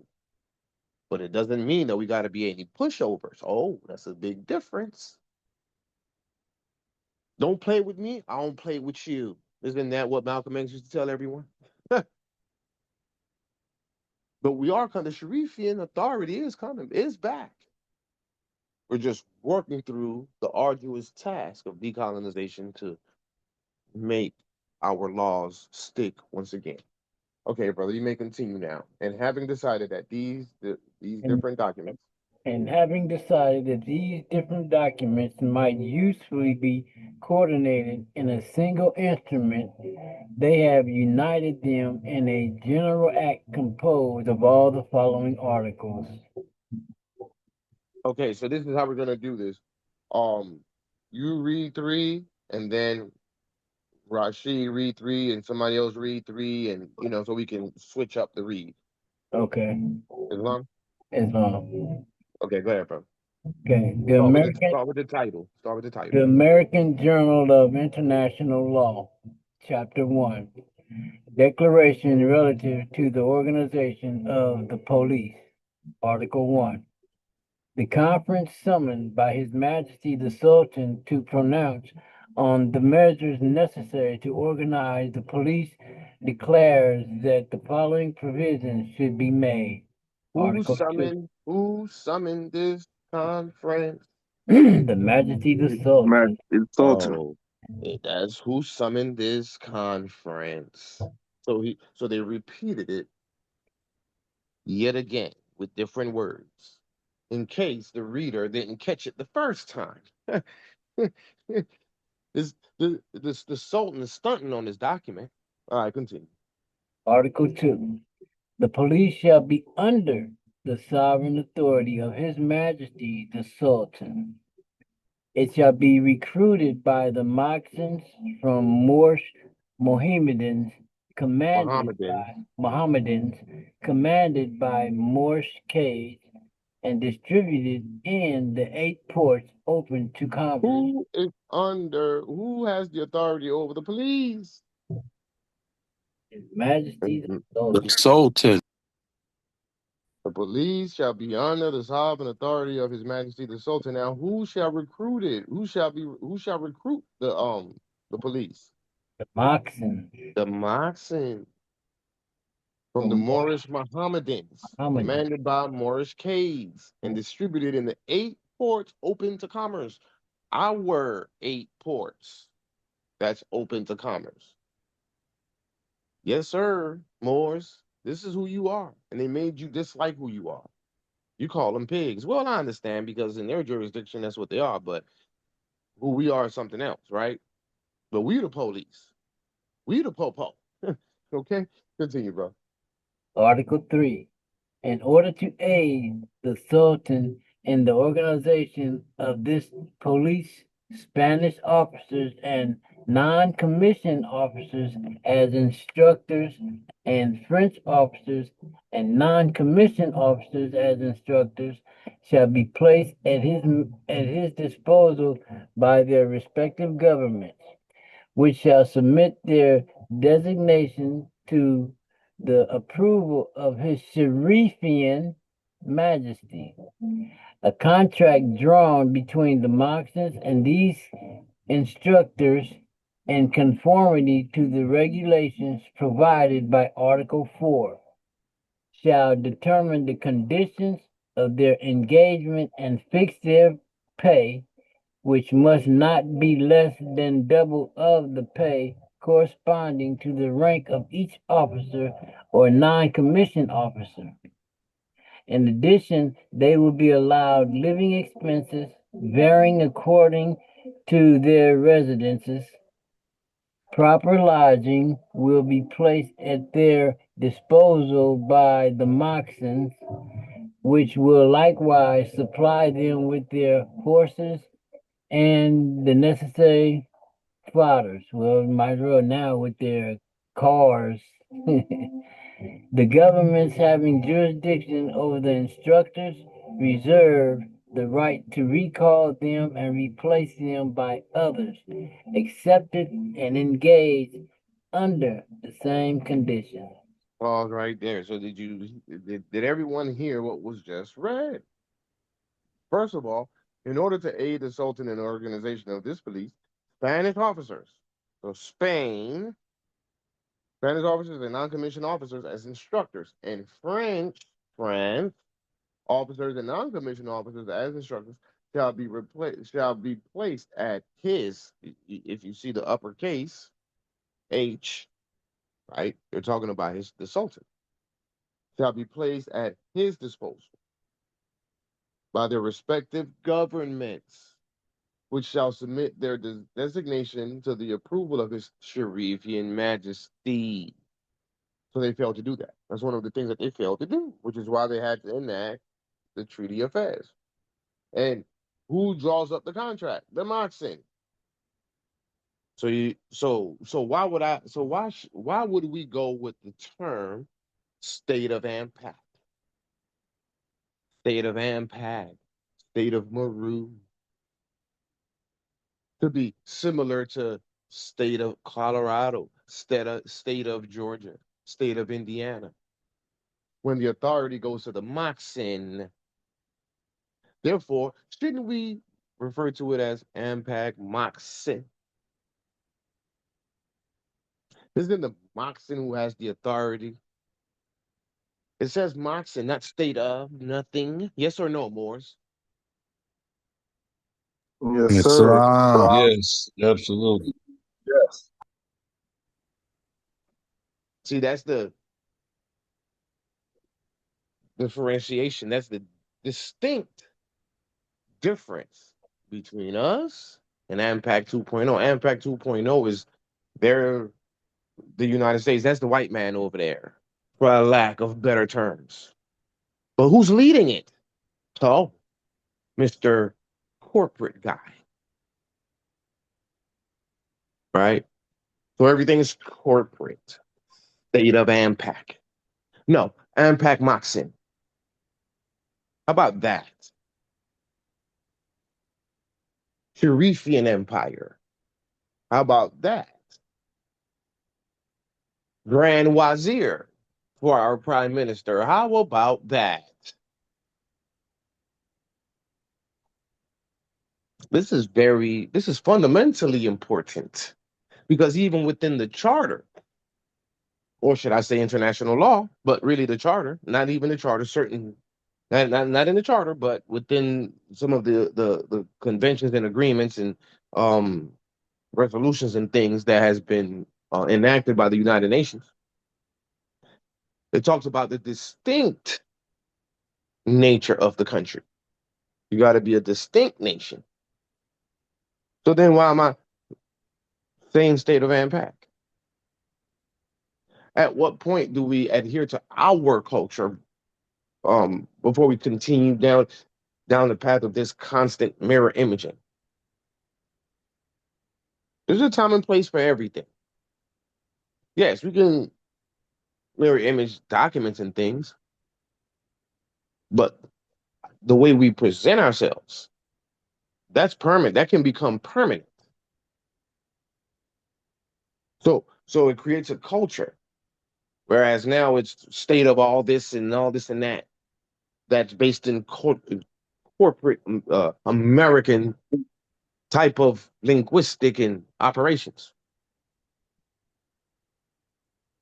Whereas we are a distinct nature, not just distinct, but also the sovereign authority. So we need to use the more ancient indigenous terms that invoke power, that invoke authority. So it's the Moxon who draws up the daggone documents, contracts. It's the Moxon who do the recruiting. That's power. That's authority.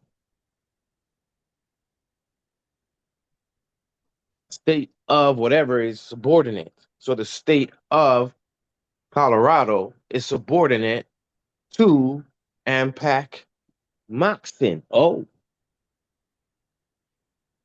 see the difference? So why would I say state of Colorado and then versus state of Ampac? No, state of Colorado. So not even versus, just state of Colorado under right the sovereign authority of Ampac Moxon. Do you see my direction?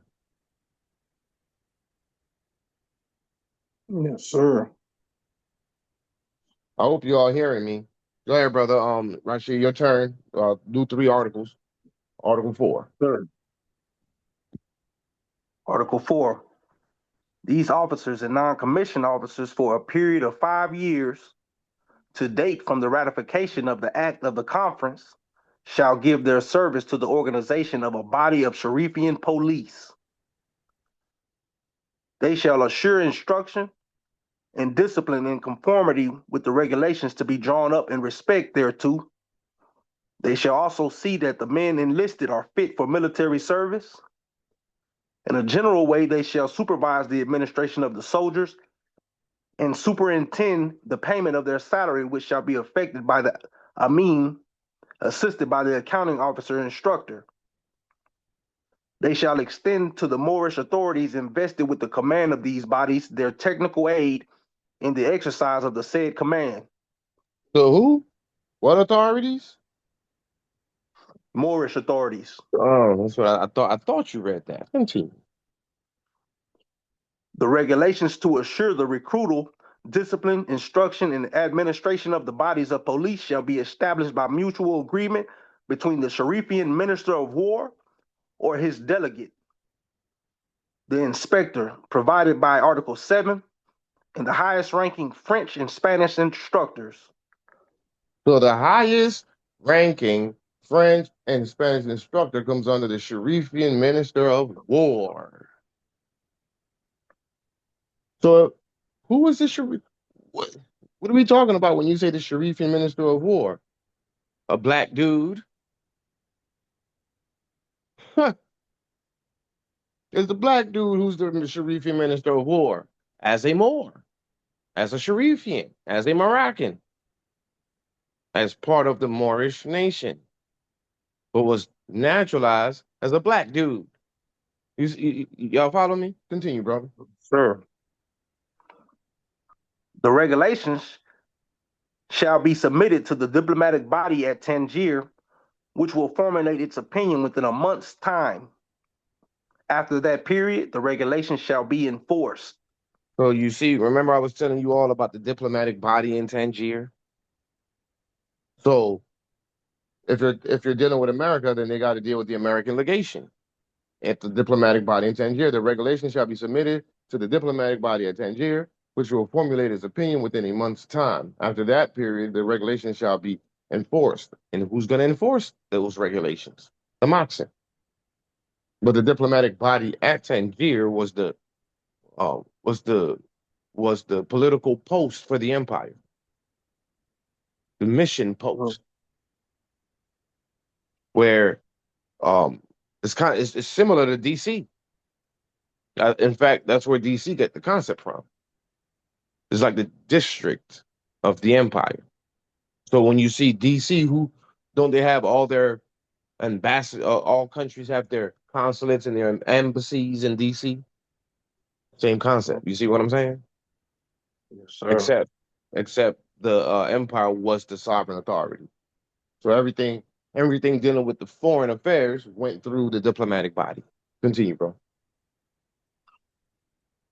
Article 5.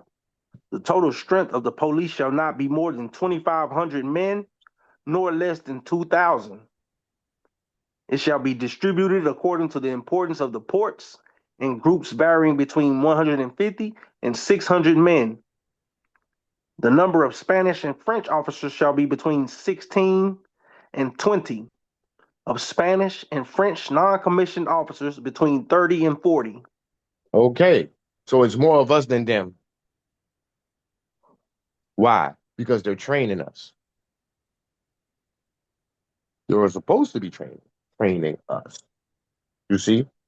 So It shall be distributed according to the importance of the ports in groups varying between 150 and 600 men. So we can enforce that because we can say, okay, well, we need to put our police according to the Act of Algeciras. We need to put all of our Moorish police in place in all these different ports, distributed according to the importance of the ports, which is all of them at this point. The importance has gotten higher since 1906, and it's supposed to vary between 150 and 600 men. Well, because of the heightened importance as of 1906, well, we might have to go with the highest number, 600 men and women per port. We got the manpower when we talk about all of us united as one, right? It's a lot of us that can be the police at the ports. A lot of these so-called gangbangers that went to jail for dumb stuff, I can um pardon them with the condition that they be the police in the military. Oh, since you like the blicky. It's long. It's long for Okay, real. come into the empire and work with the blicky on behalf of your people. You see? All right, continue, For bro. real. Article 6. The funds necessary to maintain and pay soldiers and officers and non-commissioned officers, instructors, shall be advanced by the state bank to the Sharifian treasury within the limits of the annual budget assigned to the police, which shall not exceed 2,500,000 pesetas Percentage. Hmm. for an effective strength of 2,500 men. Okay, the funds necessary to maintain and pay soldiers and officers and non-commissioned officer instructors shall be advanced by the state bank to the Sharifian treasury. The Sharifian treasury, not the American treasury, not the French treasury, not the black treasury, not the African treasury, not the Indian treasury, not the Hebrew Israelite treasury, not the Negro treasury. Which treasury are we talking about? The Sharifian treasury, Not the and then Moorish American treasury. not the Moorish American treasury. And it's based on an advance by the state bank, the Moroccan state bank, right? Within the limits of the annual budget assigned to the police, which shall not exceed 2,500,000 pesetas, which I'm not sure what that converts to in dollars, for an effective strength of 2,500 men. All right, continue. Article 7. During the same period of 5 years, a general inspection shall be made into the working of the police. Such inspection shall be entrusted by His Sharifian Majesty to a superior officer of the Swiss Army who will be submitted to his approval by the Swiss federal government. This officer will be styled Inspector General and reside at Tangier. He shall inspect at least once a year the different bodies of the police, and after such inspection, he shall draw up a report which he will address to the Moxen. In addition to such regular reports, he will, if he regards it as necessary, draw up special reports with reference to the working of the police. Without directly intervening either in the command or the instruction, the Inspector General will ascertain the results obtained by the Sharifian police as regards the maintenance of order and security in the places where this police shall have been established. Okay. So you got some Swiss dude, which might be a Moor, naturalized. Because remember, William Dungy was Portuguese, wasn't he? But he was a Moor, wasn't he? And isn't Portugal one of the signatories? Come on, man. Let's start putting these things together. Just because it says Swiss doesn't automatically mean some white dude. But he's the Inspector General and he answers to who? The Sharif, what does it say? The Sharifian police, the Sharifian authorities, and the Moxen. So you want to maintain your naturalization as a Swiss black dude. Okay, no worries. Well, you're under their protection. You can still work for the empire as an inspector general. and you report to who? The The competent Mox. authority, the Moroccans. We got to start to see these things for what they really are. But also, we got to see the authority in what we're reading here by understanding the terminology. So I was asked, what does Sharifian mean to me? The answer is, according to the Constitution, the Sultan, right? So then the question became, well, the name of the website, the Sharifian Empire, is basically alluding to the idea that it was that name was used uh, to uh, uh, highlight or to represent the Sultan and not the empire as a whole.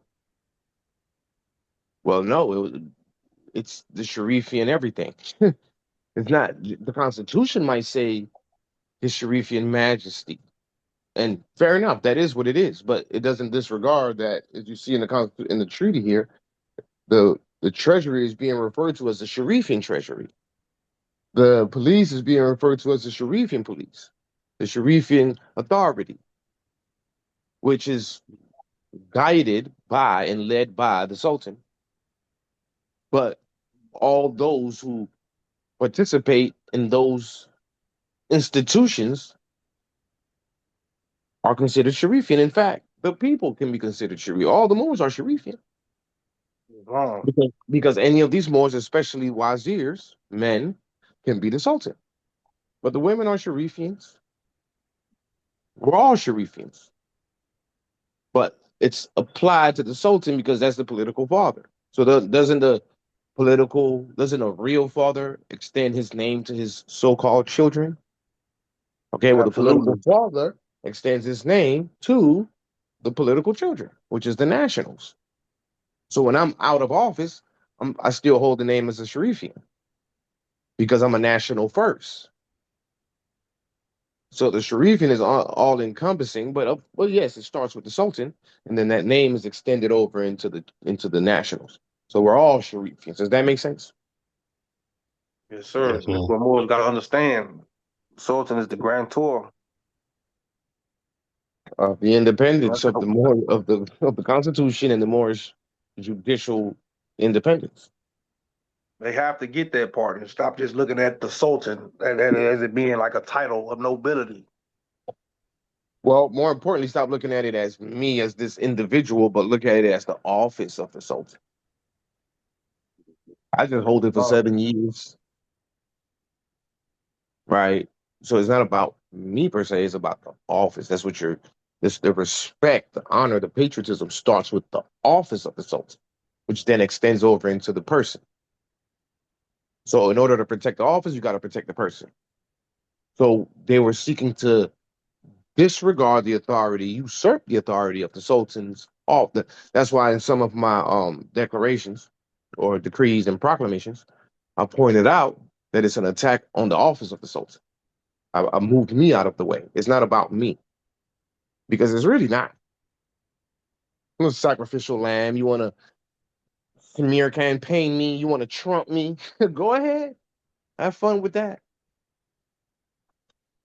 At the end of the day, what you're showing and proving is that you have no respect for the office of the sultan. Because you tried to tell me, the person, that the office has no authority and that preside means you're just a fly on the wall until the prime minister or somebody call upon you when there's war, but during peacetime you don't do nothing. This is the definition. That's a direct attack and disrespectful attack against the office. Never mind me as the person. Which means anyone else other than me who holds that office will get that same disrespect. So, Kendon Bay, enjoy your upcoming disrespect. But it's already been established because the Constitution has been changed to take away all your authority. This is very nefarious, nasty work. Straight up. But it's based in uh, it's based in a jurisdiction that has no standing because they all have been removed. They're just basically uh fugitives of Moroccan law, doing as they see fit, right? Children just playing Legos in a sandbox. That's what AMPAC 2.0 is.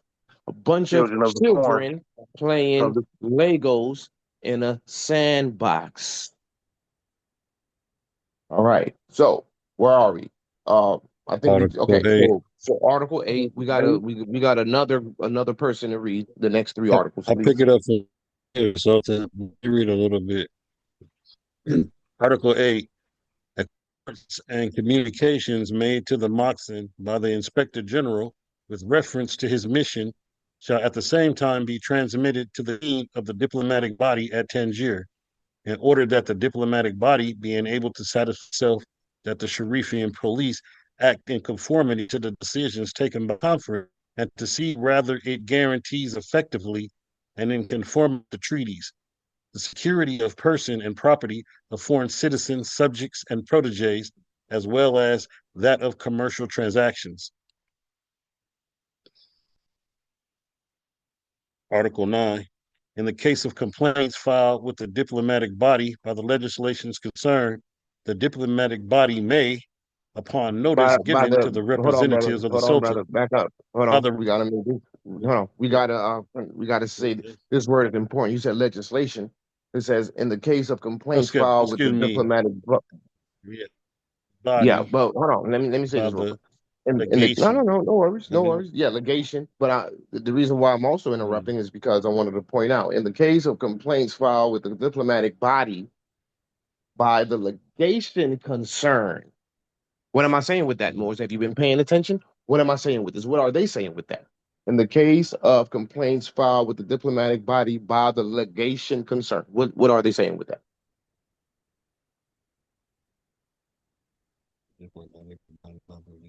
Okay, if it's the German government that's concerned with this with a complaint, let's say it was Germany that had a complaint, right? What legation or would they then be talking about? The German legation. Thank you. Germans? No, the German, like you said, the German legation. If it was a Russian complaint, what legation concerns it? The Russian legation. So in the diplomatic body, you had all these different legations.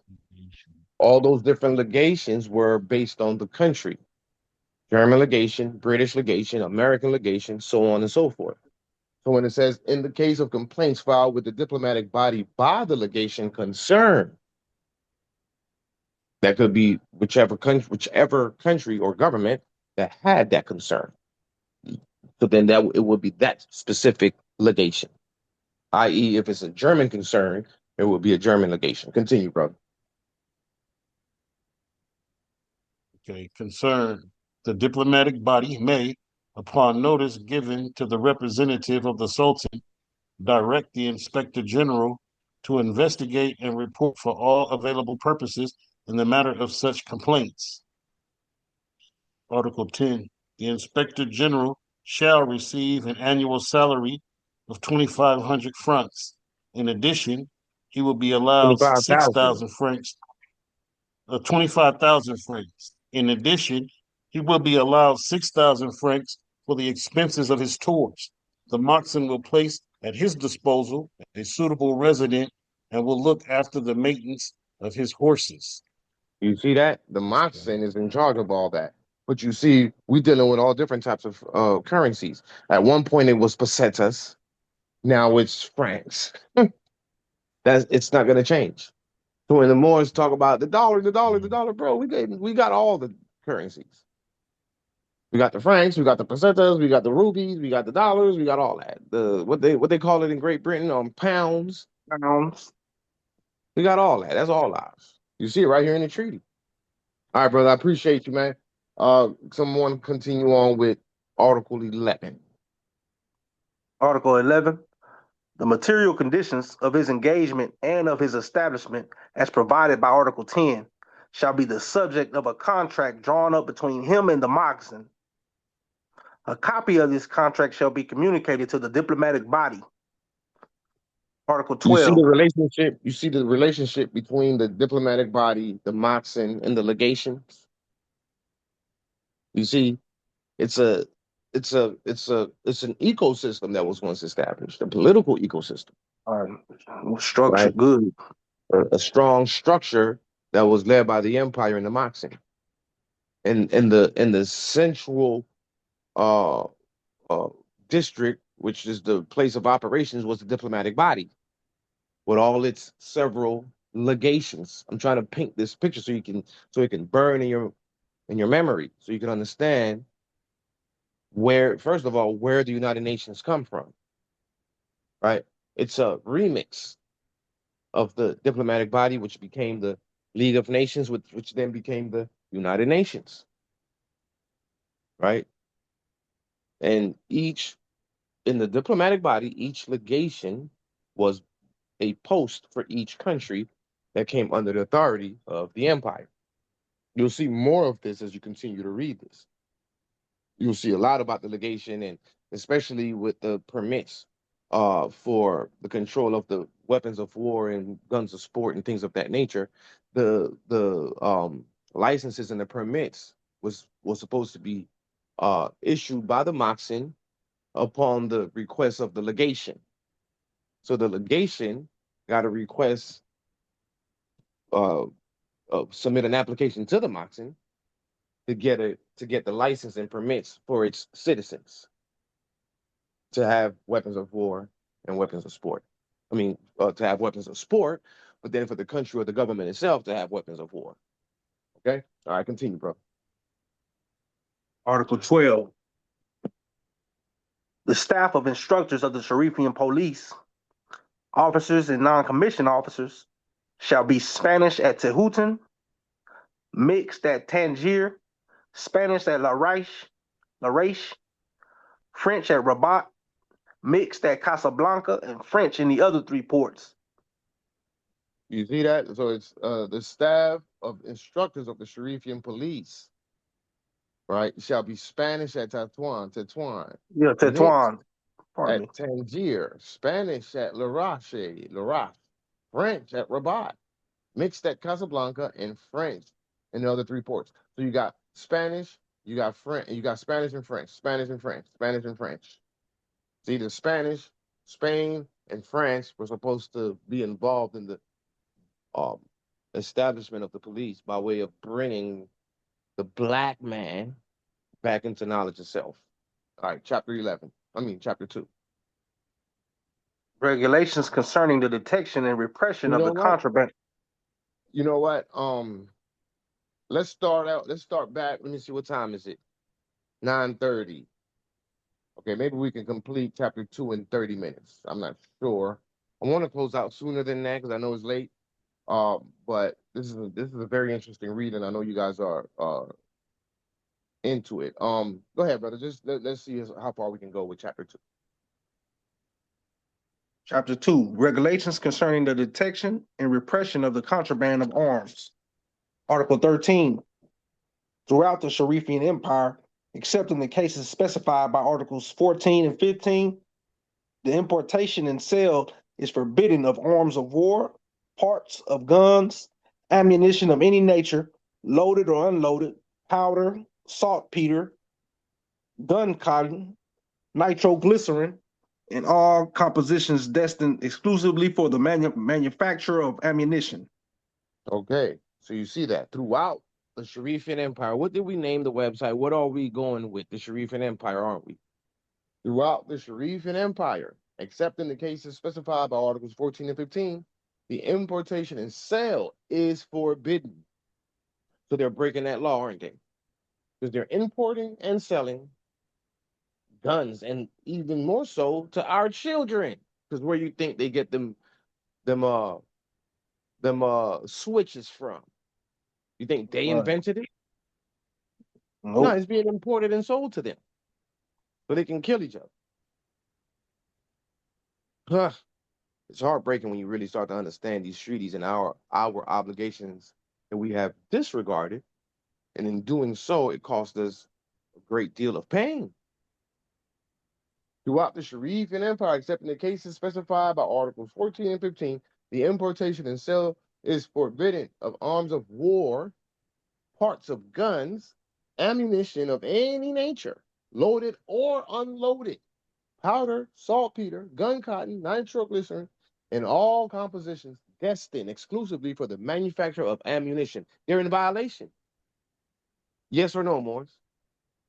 Yes, they are. Why are they in violation? Because of our acquiescence to remain naturalized under paragraph 2 of the Treaty of Madrid, Article 15, foreign naturalization heretofore acquired by subjects of Morocco. The laws of the country shall apply to them without any restrictions. So it's time for us to repatriate on the paragraph 1. Any subject of Morocco who has been naturalized in a foreign country must choose the entire submission to the laws of the empire, so that you may now come into take your place in the affairs of men and start governing your empire and your territory, your land accordingly. Okay, I think you did your 3. Someone else give me 3, please.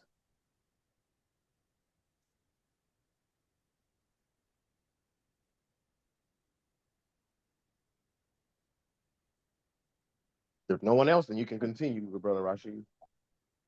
What's wrong? Article 14.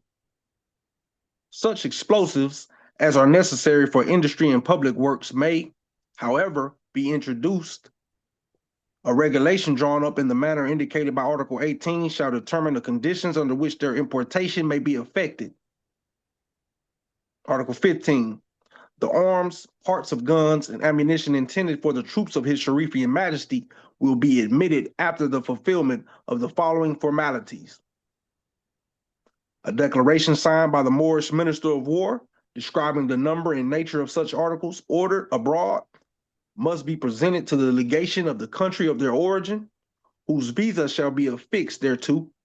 Okay. First of all, in one article, it says the Sharifian Minister of War. In another one, it says the Moorish Minister of War. You see what I'm saying? It's interchangeable. First of all. Secondly, this is what I was talking about. A declaration signed by the Moorish Minister of War describing the number and nature of such articles ordered abroad must be presented to the legation of the country of their origin. So if it's coming from Great Britain, all right, which legation shall present the articles that was ordered abroad in Great Britain? The British legation. British, yeah. You see? Whose visa shall be affixed thereto. So a visa must be affixed to what? The articles that's being ordered. So that declaration signed by the Moorish Minister of War describing the number and nature of such articles ordered abroad must be presented to the legation of the country of their origin, whose visa shall be affixed thereto. So the visa shall be affixed to the declaration signed by the Moorish Minister of War. This is how we maintain order in the Empire of Morocco. Moors, you got to study the Act of Algeciras, because this is the blueprint for how we need to govern the empire. Do you understand what I just said? Yes, sir. Go ahead, brother. Continue. We need a Moorish Indeed. Minister of War, a Sharifian Minister of War. Yeah, we're going to get all that. Amir Kane L was supposed to be that. He was begging for that position. After Jay Bay got in his ear, all of a sudden now, he wants to be the Attorney General. Huh? Wow. The game is cold. That boy game cold. That's why I say silver forked tongue. Continue, bro.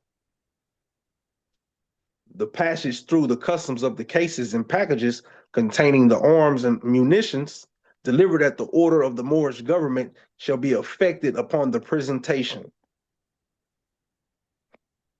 Official documents. Number 1 of the aforesaid declaration, and number 2 of the invoice indicating the number and weight of the packages and the number and kind of the arms and munitions contained therein. This document must be visad. V-side. Is it like that V-side? visa that is the visa is V-side. Yeah, the past tense of it. Oh, V-side. all right. Visad by the legation of the country of their origin. You see, that's what it said in the last paragraph. The visa must be affixed there too. Right? Visa. So this is how you get arms. This is how we get arms, basically. This is crazy. Yo, look. Visa shall be affixed. So then it says it here again. This document must be visaed by the legation of the country of their origin.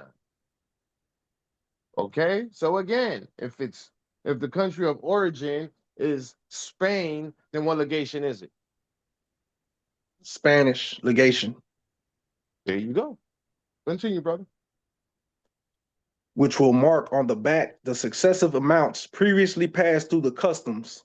This visa will be refused when the order shall have been entirely delivered. Article 16, the importation of sporting and high-priced arms, parts of guns, cartridges loaded and unloaded is likewise forbidden. It may nonetheless be authorized, number 1, for the strictly personal requirements of the importer, and number 2, for supplying the gun shops authorized by Article 18. Article 17, sporting and high-priced arms and the ammunition for the same will be admitted for the strictly personal requirements of the importer on presentation of a permit issued by the representative of the Moxon at Tangier. If the importer is a foreigner, this permit will only be granted at the request of his legation. There you go again. So the legation must request for a citizen to have a gun. And they request it from where or from whom? The Moxon. Y'all follow? Come on now. This is our power right here. This is the game. The game is cold, but you don't know the game. Well, then study the game. Master the game. You know, the same way we master the drug game, we need to master the treaty game. Once we start to master the treaty game, it's over. Straight up. Come on. If the importer is a foreigner, this permit will only be granted at the request of his legation. With respect to ammunition for sporting purposes, each permit shall allow a maximum of 1,000 cartridges or the supplies necessary for the manufacture of 1,000 cartridges. The permit shall only be issued to those who have never been sentenced for any offense. And you can't even have, and you see where, okay. We gotta check their background. Right. Exactly. So can in the United States jurisdiction, if you got a felony, can you have a gun? Nope. Oh, okay. Where do they get that idea from? I wonder. You see what they're doing? Yeah. They're using the treaty against us. That's exactly correct. The permit shall only be issued to those who have never been sentenced for any offense. All right, continue. Article 18, the trade in sporting and high-priced arms, not rifled, of foreign manufacturer, as well as the ammunition, as well as of the ammunition appertaining to the same, shall be regulated as soon as circumstances permit by a Sharifian decision made in conformity with the advice of a majority of the diplomatic body at Tangier. This shall be the case as well with the decisions intended to suspect or restrict the exercise of such trade. Only such persons as have secured a special and temporary license from the Moorish government shall be allowed to open and operate retail shops for the sale of sporting guns and ammunition. Please read that twice in a row with full energy and patriotism, dog. Please. Yes, sir. Only such persons as have secured a special and temporary license from the Moorish government shall be allowed to open and operate retail shops for the sale of sporting guns and ammunition. Only such persons as have secured a special and temporary license from the Moorish government shall be allowed to open and operate retail shops for the sale of sporting guns and ammunition. I didn't say that. You didn't say that. The AG didn't say that. The Prime Minister didn't say that. None of us in this day and age said that. They said it during the time of Noble Drew Ali. They signed on to it. We just read Roosevelt's proclamation and in stating that in good faith, right, they must exercise every article or adhere to every article and clause contained within the treaty. They acquiesce to it. So therefore, that statement not only is it expressed, but it's substantial and it remains. Only such persons as have secured a special and temporary license from the Moorish government. The Moorish government. Not the black government, not the African government, not the French government, not the American government, not the Hebrew Israelite government, not the Moorish American government, not the Mexican Moor Empire government, not the Washita government, right? Not none of those nothings. The Moorish government, period, shall be allowed to open and operate retail shops for the sale of sporting guns and ammunition. So that pawn shop down the street from your home, did they get a special permit from the Moorish government? No, they didn't. I want to point out it say temporary, so they supposed to be renewing this thing. You daggone right. But who do they get it from? The US government. And it is temporary because they have to renew it with them. So the US government is acting in the place of the Moorish government. That's my point. What else does it say? This license shall only be given at the written request of the applicant, endorsed by who? His legation. So if he's German, he better go to the German legation. If he's British, he better go to the British legation and get the endorsement. If he's an American here, right here, on this land, he got to go to the legation. He got to go to his legation and ask them to endorse the license, so that the legation can then request it. So it's like you as an individual, you can't go straight to the Mox and talking about I need a license. No, sir, you're breaking protocol. Go to your legation, sir. So that citizen got to petition the legation so that the legation can, on his behalf, get it from the Moxon. You see the structure? You see the organized Druid society that we once had? This is the name of the game, Morris. Not a trust, an irrevocable trust, or some 5-star passport. Oh, this is what they copied off of with taxing everybody for everything. They copied off of this treaty. That's what they're doing. Additional revenues. So point of Internal interest. taxes and additional revenues. Go ahead, brother. So chapter 2 is basically our delegation of authority. I yield. Delegation of authority regarding weapons of all types. But all 6 chapters, the whole treaty is a delegation of authority about all 6 different points of interest. One is the police that we just went over. One is the next one here is the guns. Then it's the banking system. Then it's the taxation. We got a delegation of authority about over the whole thing. The whole treaty is a delegation of authority. But great observation. Continue, bro. Regulations drawn up in the manner indicated by the first paragraph of this article shall determine the number of such retail shops which may be opened at Tangier and, if occasion arises, in the ports that may be later designated. They shall fix the formalities to be imposed on the importation of explosives intended for industry and public works, of arms and ammunition intended to supply such shops, as well as the maximum quantity of stock that can be kept. In case of the violation of the regulating ordinances, the license may be temporarily or permanently withdrawn without prejudice to other penalties incurred by the offenders. Article 19. Every introduction of or attempt to introduce the prohibited merchandise shall make it liable to confiscation and further to the punishments and fines mentioned below, which shall be pronounced by the competent jurisdiction. Article 20. See, now we're talking about law. Now we're talking about jurisdiction. Every introduction of or attempts to introduce the prohibited merchandise shall make it liable to confiscation, we take it from you, and further to the punishment and fines mentioned below, which shall be pronounced by the competent jurisdiction, which will always be the Sharifian authority.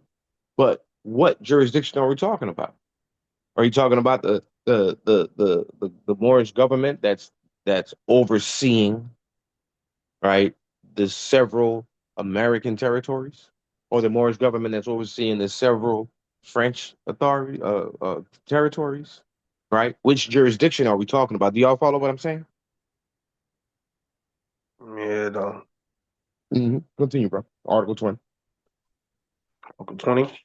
The introduction or attempt to introduce in a port open to commerce or through a custom house shall be punished. 1. By a fine of from 500 to 2,000 pesetas and an additional fine equal to 3 times the value of the imported merchandise. Number 2, Section 2, by imprisonment of from 5 days to a year, or else by only one of these two punishments. Article 21, the introduction or attempt to introduce outside a port open to commerce or a custom house shall be punished. 1. By a fine of from 1,000 to 5,000 pesetas and an additional fine equal to 3 times the value of the imported merchandise. Number 2. By imprisonment of from 3 months to 2 years, or else by only one of these two punishments. Article 22. The fraudulent sale and receiving and peddling of merchandise prohibited by the present regulation shall be punished according to the penalties specified in Article 20. Article 23. The accomplices in the offense set forth in Articles 20, 21, and 22 shall be liable to the same penalties as the principals. The elements determining complicity shall be adjudged according to the laws of the court in charge of the case. Article 24. When there is a good reason to suppose that a vessel anchored in a port open to commerce carries guns, ammunition, or other prohibited merchandise, with the view of introducing the same into Morocco, the officers of the Sharifian customs shall so inform the competent consular authority in order that the latter may carry out, in company with a delegate of the Sharifian customs, such investigations, verifications, or searches as may be judged necessary. So in one point, it's the Sharifian Minister of War, then it's the Sharifian, and it's the Moorish Minister of War. Now it's the Sharifian Customs. Like you see, you understand why I use certain terms. They all come from the treaties. You understand? That's why we use certain terms. We want to be in as much in alignment with the treaty and the power and authority that comes with certain terminology, rather than absolutely mirror imaging the foreign Europeans. It makes no sense. Continue, brother. Article 25. In the case of the introduction or the attempted introduction by sea of prohibited merchandise outside of a port open to commerce, the Moorish customs authorities may bring the vessel to the nearest port to be turned over to the consular authority, who shall have the right to seize it and continue such seizure until payment of the fines decreed. The vessel may, however, be released at any period of the trial, provided that the judicial proceedings shall not be impeded thereby, on the deposit made with the consular authority of the maximum of the fine, or else under responsible bail accepted by the customs. Hey, stop right there real quick. So we're talking ports, we're talking Moorish customs authorities, we're talking about consular authorities, right? And we're also talking about seizing, seizing and fines, right? Which judicial proceedings, right? Which means we're talking about what? Law, Moroccan law, you see? And also we're talking about additional revenues because fines is financial, isn't it? It's a financial penalty or so-called punishment.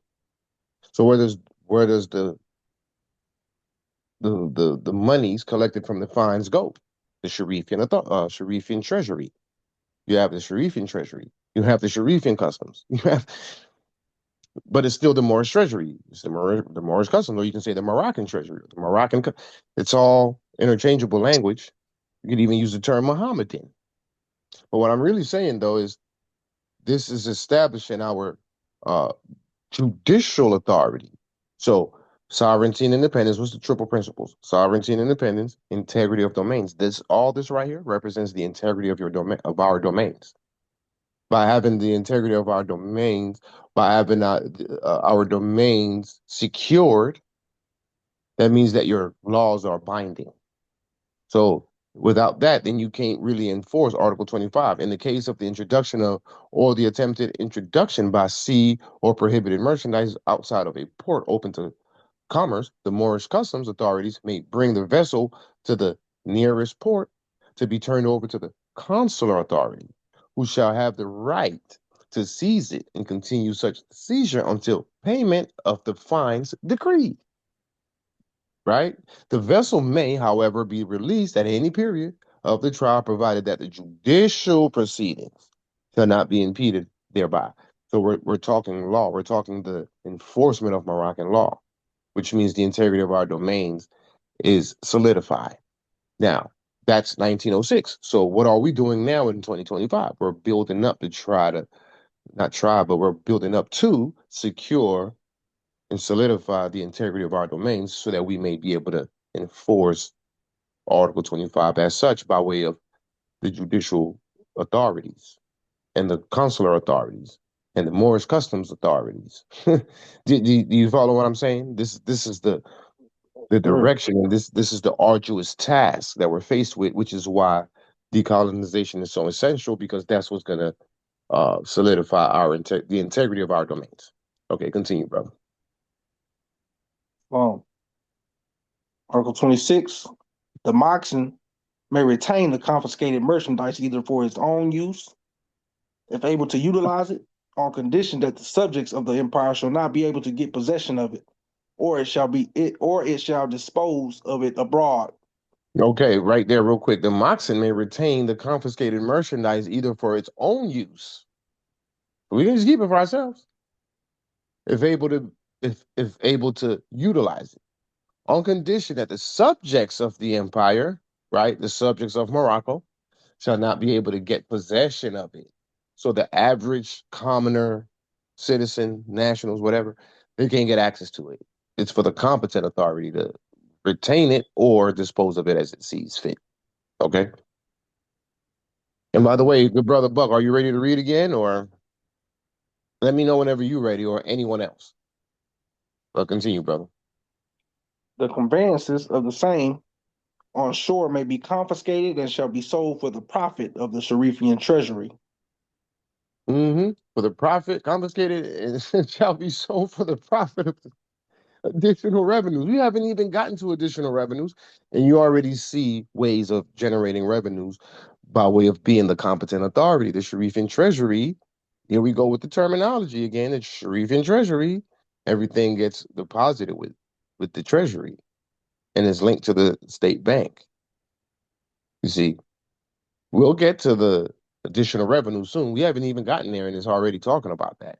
And even thereafter, chapter 4, you still talk about additional revenues. So you got a whole chapter dedicated to it, and then you got other chapters that are that still speak on the matter. It's very interesting. I'm telling you, when Noble said, "Children, you're plain rich," this is what he's talking about. Continue, brother. Article 27. The sale of arms condemned by the Moorish government shall be prohibited throughout the Sharifian Empire. Article 28. Rewards taken out of the amount of the fines levied are to be given to the informants who have been instrumental in discovering forbidden merchandise and to the agents who have effected its seizure. Such rewards shall be assigned after deducting, if necessary, the cost of the trial, 1/3 to be distributed by the customs among the informants, 1/3 to the officers who seized the merchandise, and 1/3 to the Moroccan treasury. Okay, pause right there. A couple of things. Is it the Moroccan treasury or is it the Sharifian treasury? You see, Interchangeable. it's very interesting, isn't it? It's just interchangeable. But then now, what are we talking about here? Are we talking about paying off snitches, informants? Yep. That's what they're Right. talking about. That's what it's talking about. So rewards taken out of the amount of the fines levied are to be given to the informants who have been instrumental in discovering forbidden merchandise and to the agents who have affected its seizure. So, and you see this, so the empire is fair. It's like, okay, we're going to split this money up, right? So such rewards shall be assigned after deducting, if necessary, the cost of the trial. 1/3 to to be distributed by the customs among the informants, 1/3 to the officers who seized the merchandise, and 1/3 to the Moroccan treasury. You see, this is an organized Jew society, Morris. Continue. If the seizure has been effected without the intervention of an informer, 1/2 of the fine shall go to the officer making the seizure, and the other half to the Sharifian treasury. So now it's the Sharifian treasury again, huh? Okay. Very interesting. Keep going. Article 29. The Moorish customs authorities shall notify directly the diplomatic or consular agents of any violations of this regulation committed by those under their jurisdiction, in order that the same may be prosecuted before the proper jurisdiction.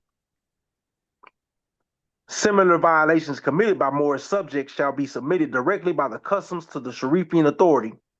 A delegate of the customs shall be assigned to follow the procedure of cases pending before the different jurisdictions.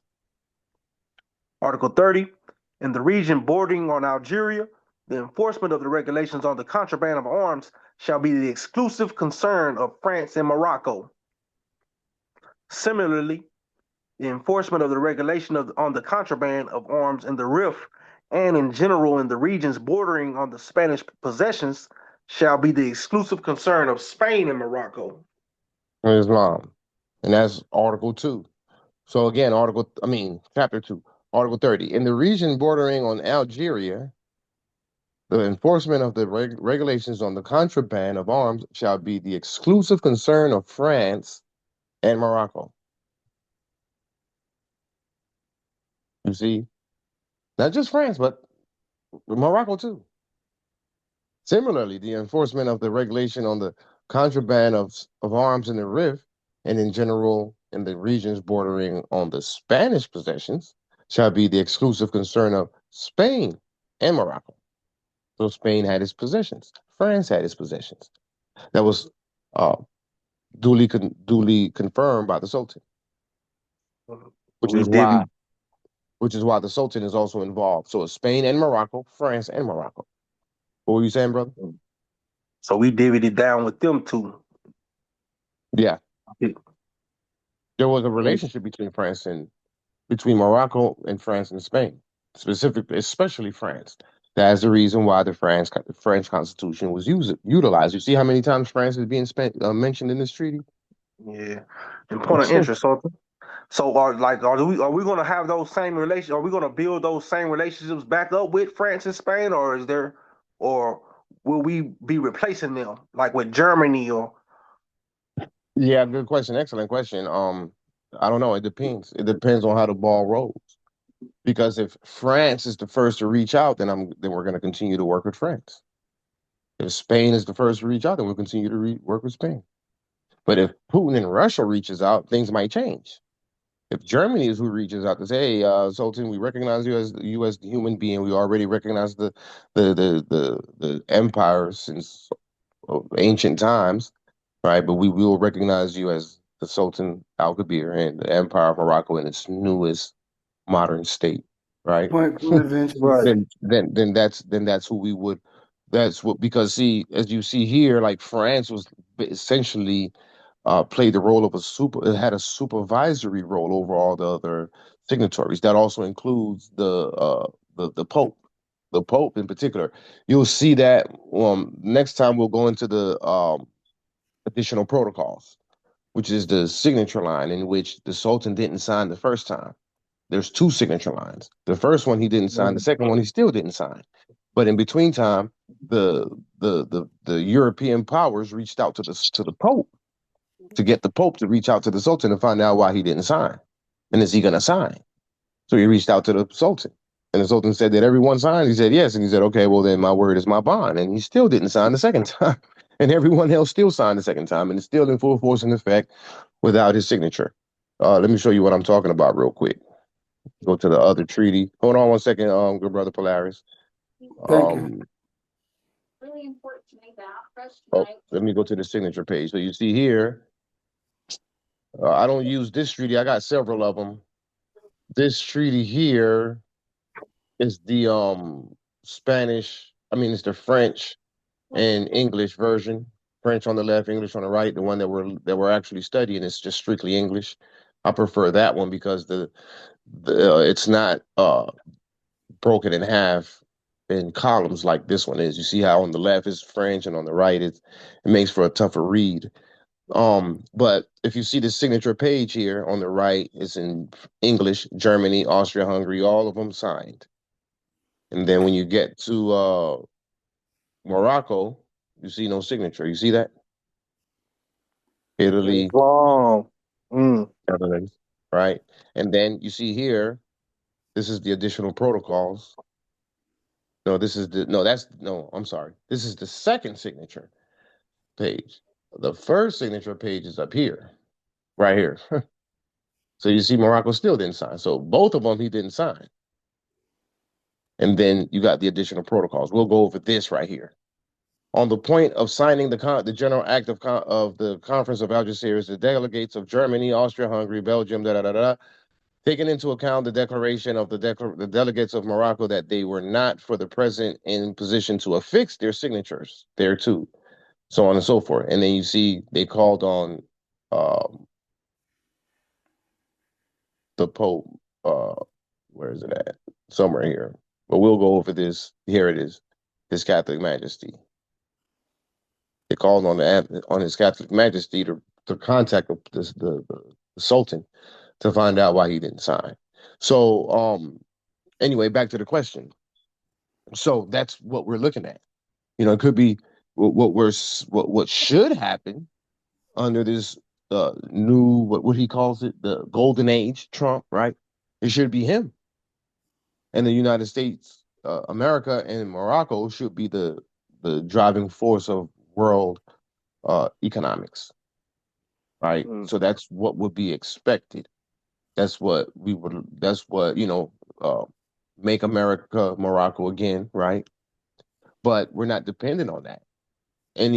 One of my letters, I extended it to any other European power, the supervisory role, right?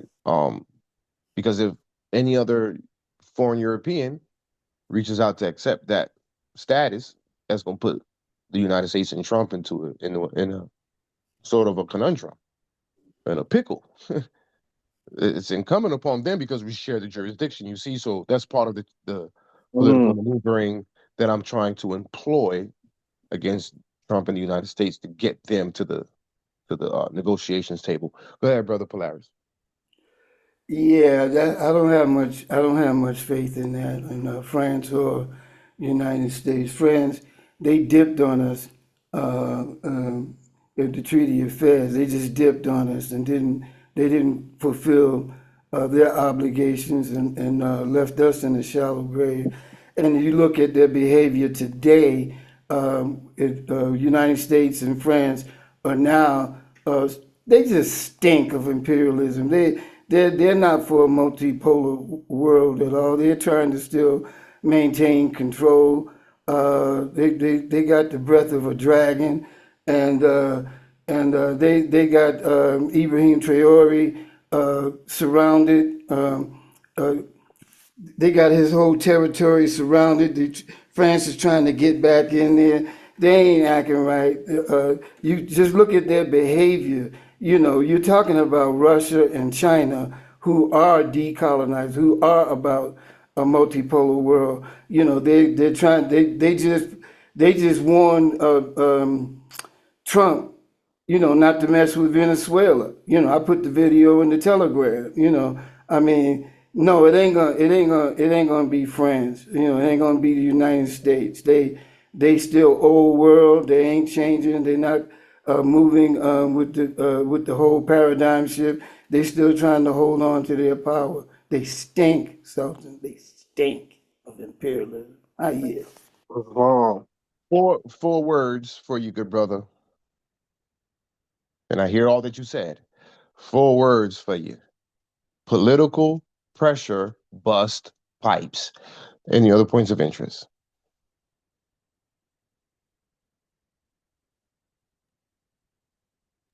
No one else? Okay. That's interesting. It's gonna be interesting. For real. Political pressure bust pipes. Everything that you said is right. But it still don't mean that they won't come to the table. Political pressure bust pipes. It's all on the chess moves that you put on them. If Russia raised their hands to say, Sultan, we're going to work with you, Trump got a problem that he's going to have to solve. It's not even about France. It's about America because we share the jurisdiction. He's got a thing. He got something to talk about. He got something to do. He's got a, what did they say here in the expatriation document? What is that language? They're going to have to do what? Contemplate seriously. It's up here, right here. Contemplate seriously. They have to contemplate seriously what their next moves is going to be. If Putin, which to your point is more in alignment with being multipolarity and decolonization, because remember, Foreign Minister Lavrov stated for the record in the United Nations Assembly that the West hasn't completed decolonization yet. Yeah, you haven't. And oh, by the way, they also revealed the bolts as to what Jesus looked like. So that's a lot of political pressure for the Empire of Morocco and the Sultan to get in diplomatic relations with Russia and China. After we reach that level, let's see how Trump behaves. And Macron. I And had the rest of one more point of interest. them. They they are a t- um, they work for the people that we have a treaty with. The people that we have a treaty with is the United States of America Republic. People who believe in we the people. That's who, you know, I've told you before, that's who I think that we should be trying to target and resurrect, because once they come out of their shallow grave, they want to fire the corporation, the municipality now. They I mean, so you know, I think we should be looking at the republic and us reestablishing our relationship with the republic and not the municipal corporation. I yield. That's the Patriots movement, um, which is a bunch of Europeans that are calling for the end of the U.S. federal corporation and the reestablishment of uh, the old republic. Which I'm with you on that, um, but it still has to go through the U.S. federal government, right? They still would have to be involved to disassemble or dissolve, I should say, the Act of Congress of 1871. So there's still going to be some involvement from the United States. Um, so we'll see how that goes. But that's duly noted about. That's always been part of my consideration is to help, because if those American citizens reach out to the empire to say, listen, we want your assistance and your protections to reestablish the United States of America under the George Washington Constitution, then the empire wouldn't reject that. But I said, it I still shade. requires the United States to, what was that? I'm saying I shaded that. I'm saying I shady Mhm. you. Yeah. We would definitely work Mhm. with work in that direction with them, but it would still require the involvement of the United States federal government as well. Really, what they as the people, they need to come together and fire, impeach, and get rid of all the current officials of the federal corporation, right? Drain the swamp per se, and Yeah, and let and come back in with the United States uh, of America, the signatory power, which yes. their Congress or their legislative branch should come with a term limit versus a lifetime appointment like that. So Uh, yeah, those uh, things have been considered. Ashe, Islam. Mhm. It's an uphill battle, but it's all good. We just gotta. That's why I keep preaching unity, loyalty, conformity, and obedience. Without that, we have nothing. We need to be unified and loyal to one another. You can't be having all this betrayal and all this foolishness. It's not competent. If it's not based in the law as enshrined in the Constitution, then it has no standing. You know, it's not about personality. It's not about you liking someone or someone wrote a document. The legislative acts that the prime minister spoke of earlier, guess who wrote it? He did. That doesn't mean that it's his, right? And it doesn't belong to them. It belongs to the empire. And it was still out of turn because it was a judge who drafted it. But that's neither here nor there. It's drafted. And I believe, yes, we have already passed it. You see, so it's a law that's in full force and effect. Um, but I hope that I shed some light on our uh, authority and our obligations and responsibilities that has gone um what's the word I'm looking for? Unexercised for I don't know 1906 to 2025. You do the math, right? And even before that, because it starts with 1880, the Treaty of Madrid. We first needed to uh, adhere to that ruling to return back to Morocco, right? What ruling? This right here, Article 15, right?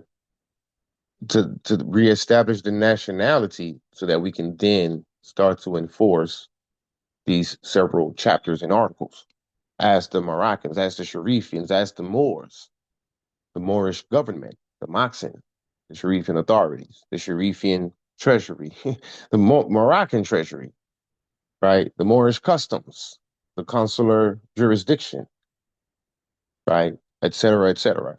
It's all in there, Moors. So it's incumbent upon the wazirs, starting with the wazir, because the wazirs are the heads of government for your respective internal moxens. So you got to know or have to have a better handle or understanding and erudition of the Act of Algeciras more so than any of your other colleagues because you're the leader. What did Rakim say back in the 80s? Follow the leader. Well, you can't follow a leader who doesn't know what direction to take you in. In order for you to know, you got to become erudite by studying these documents and make yourself approved. So I just gave you a direction to go in. That's the Act of Algeciras. You see how enlightening it is. You see how proud it is. You see how motivational it is to say, wow, everything was given back. So let's stop playing games, right?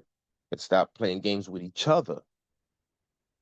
All this gossiping and foolishness, personality stuff, and personal stuff has no place in government as the competent authority. We got to prove Taj Tariq Bey wrong because he said that the Moors aren't ready to govern. We are, which he's shown thus far. He's been right.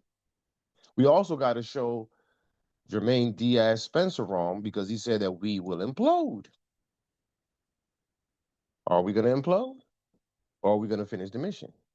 It's up to you all. I ain't going anywhere. But I swear to you, any other seditious and treasonous and inciting a rebellion stuff will get dealt with. No different than we dealt with J-Bay.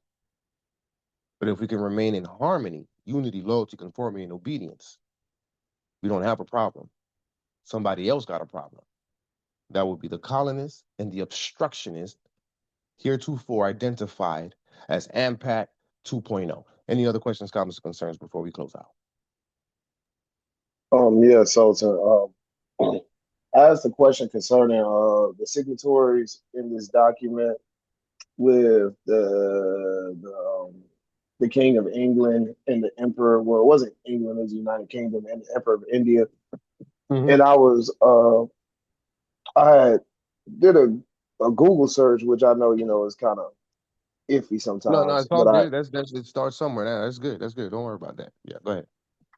Right. I did a Google search, and according to Google, it was saying how the term king and emperor were sometimes blurred, and it was speaking about how the king of the United Kingdom, I keep wanting to say England, the king of the United Kingdom was also duly seated as the emperor of India, and I was trying to get a good understanding of that. Well, that's something I have to look into. I can't really help you with that. That's I didn't know that, so I'll look into that and see what I can uncover, and perhaps we'll present it next week. Okay. Point of interest.